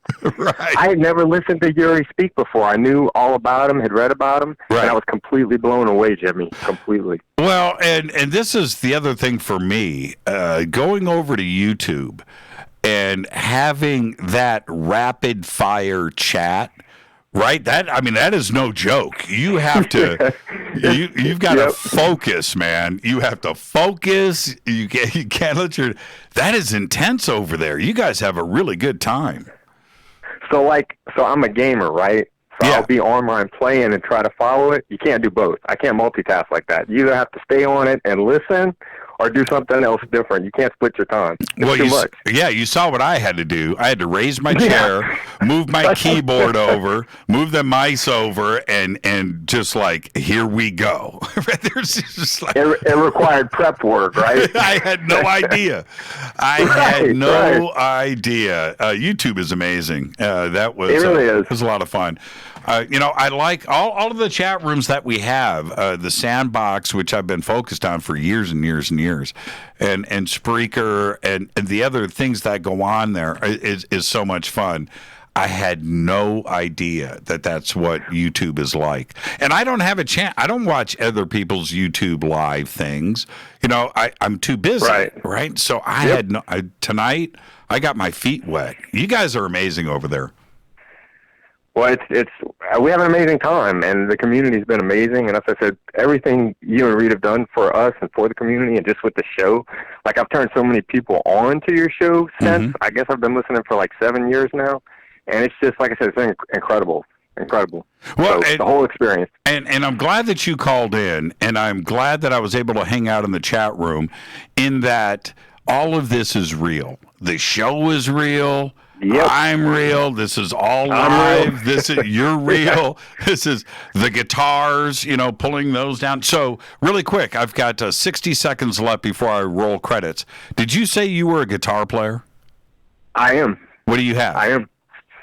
I have a Jap Strat, a 40th anniversary Floyd Rose American Strat that I got from my dad. Ooh. I have a Fender Acoustic Electric, but my favorite, you're going to like this, I think, a 1986 Gibson Explorer that was repainted. It has a sparkle blue paint job, and blue's my favorite color. So that's my favorite guitar. I've got to make the move on an Explorer. I have a baby Explorer. Have you ever seen it? I have. Well, not yours, but I've seen baby Explorers, yeah. Yeah, hold on. Let me go across the studio here. I'll pull this down. Uh-oh. Okay, look at the camera. Look at this little cruiser. Yep. Look at that. little baby Explorer, short scale, shredding machine, man. Shredding machine. So did you have that? I mean, is it custom or do they just? I'm a shopper, Look at man. that. Yeah, no, isn't it cool? Isn't it cool? It's very cool. Little tiny, That's little way tiny cool. thing, man. Little tiny thing, and you just on that thing. You know, it's fun to play. Well, that's why I like mine so much, because I'm not a big guy, and so it's like it fits me. I used to have this preconceived notion that Gibsons, like, you know, because the Les Paul were heavier. Right. So like I learned on a Strat, and once I made that move to that Gibson Explorer, it's just like I play that one the most out of all of them. You know, this Baby Explorer, I got to roll credits and get out of here, Ben. But let me tell you something. That Baby Explorer, the Black Sabbath machine, man. The Black Sabbath. I love it. Yep. Yes, indeed. Hey, Ben, have a great night, my friend. And I will, Jimmy. This was such a pleasure to get on the phone and just to talk to you and hang out with everybody. I mean, it was an amazing night for sure. Yeah, thank you so much, Ben, and we'll see you tomorrow night. We got Randall Carlson. Randall Carlson, the beard of knowledge. Can't wait. Have a great night. Yep. You too, Jimmy. Hey, go back Lee Teppy. Go back Lee Teppy, Ben, from Nolans. Thank you, man. And with that, I am going to get out of here. Fade to Black's executive producer is Rita Camarion. Show is produced by Hilton J. Palm, Renee, Dennis, and Kevin. Announcers are Steve Harder, Gene Vito, and Mark D. Kovar. Webmaster is Drew the Geek. Music, Doug Aldrich. Intro, Spaceboy. SpaceboyMusic.com. Fade to Black is produced by KJCR for the Game Changer Network. Syndication is KGRA, The Planet. This broadcast owned and copyrighted 2020 by Fade to Black and the Game Changer Network, Inc. It cannot be rebroadcast, downloaded, copied, or used anywhere in the known universe without written permission from Fade to Black or the Game Changer Network. I'm your host, Jimmy Church. Tomorrow night, Randall Carlson, right here. Until then, everybody be safe. Go back Lee Tappy.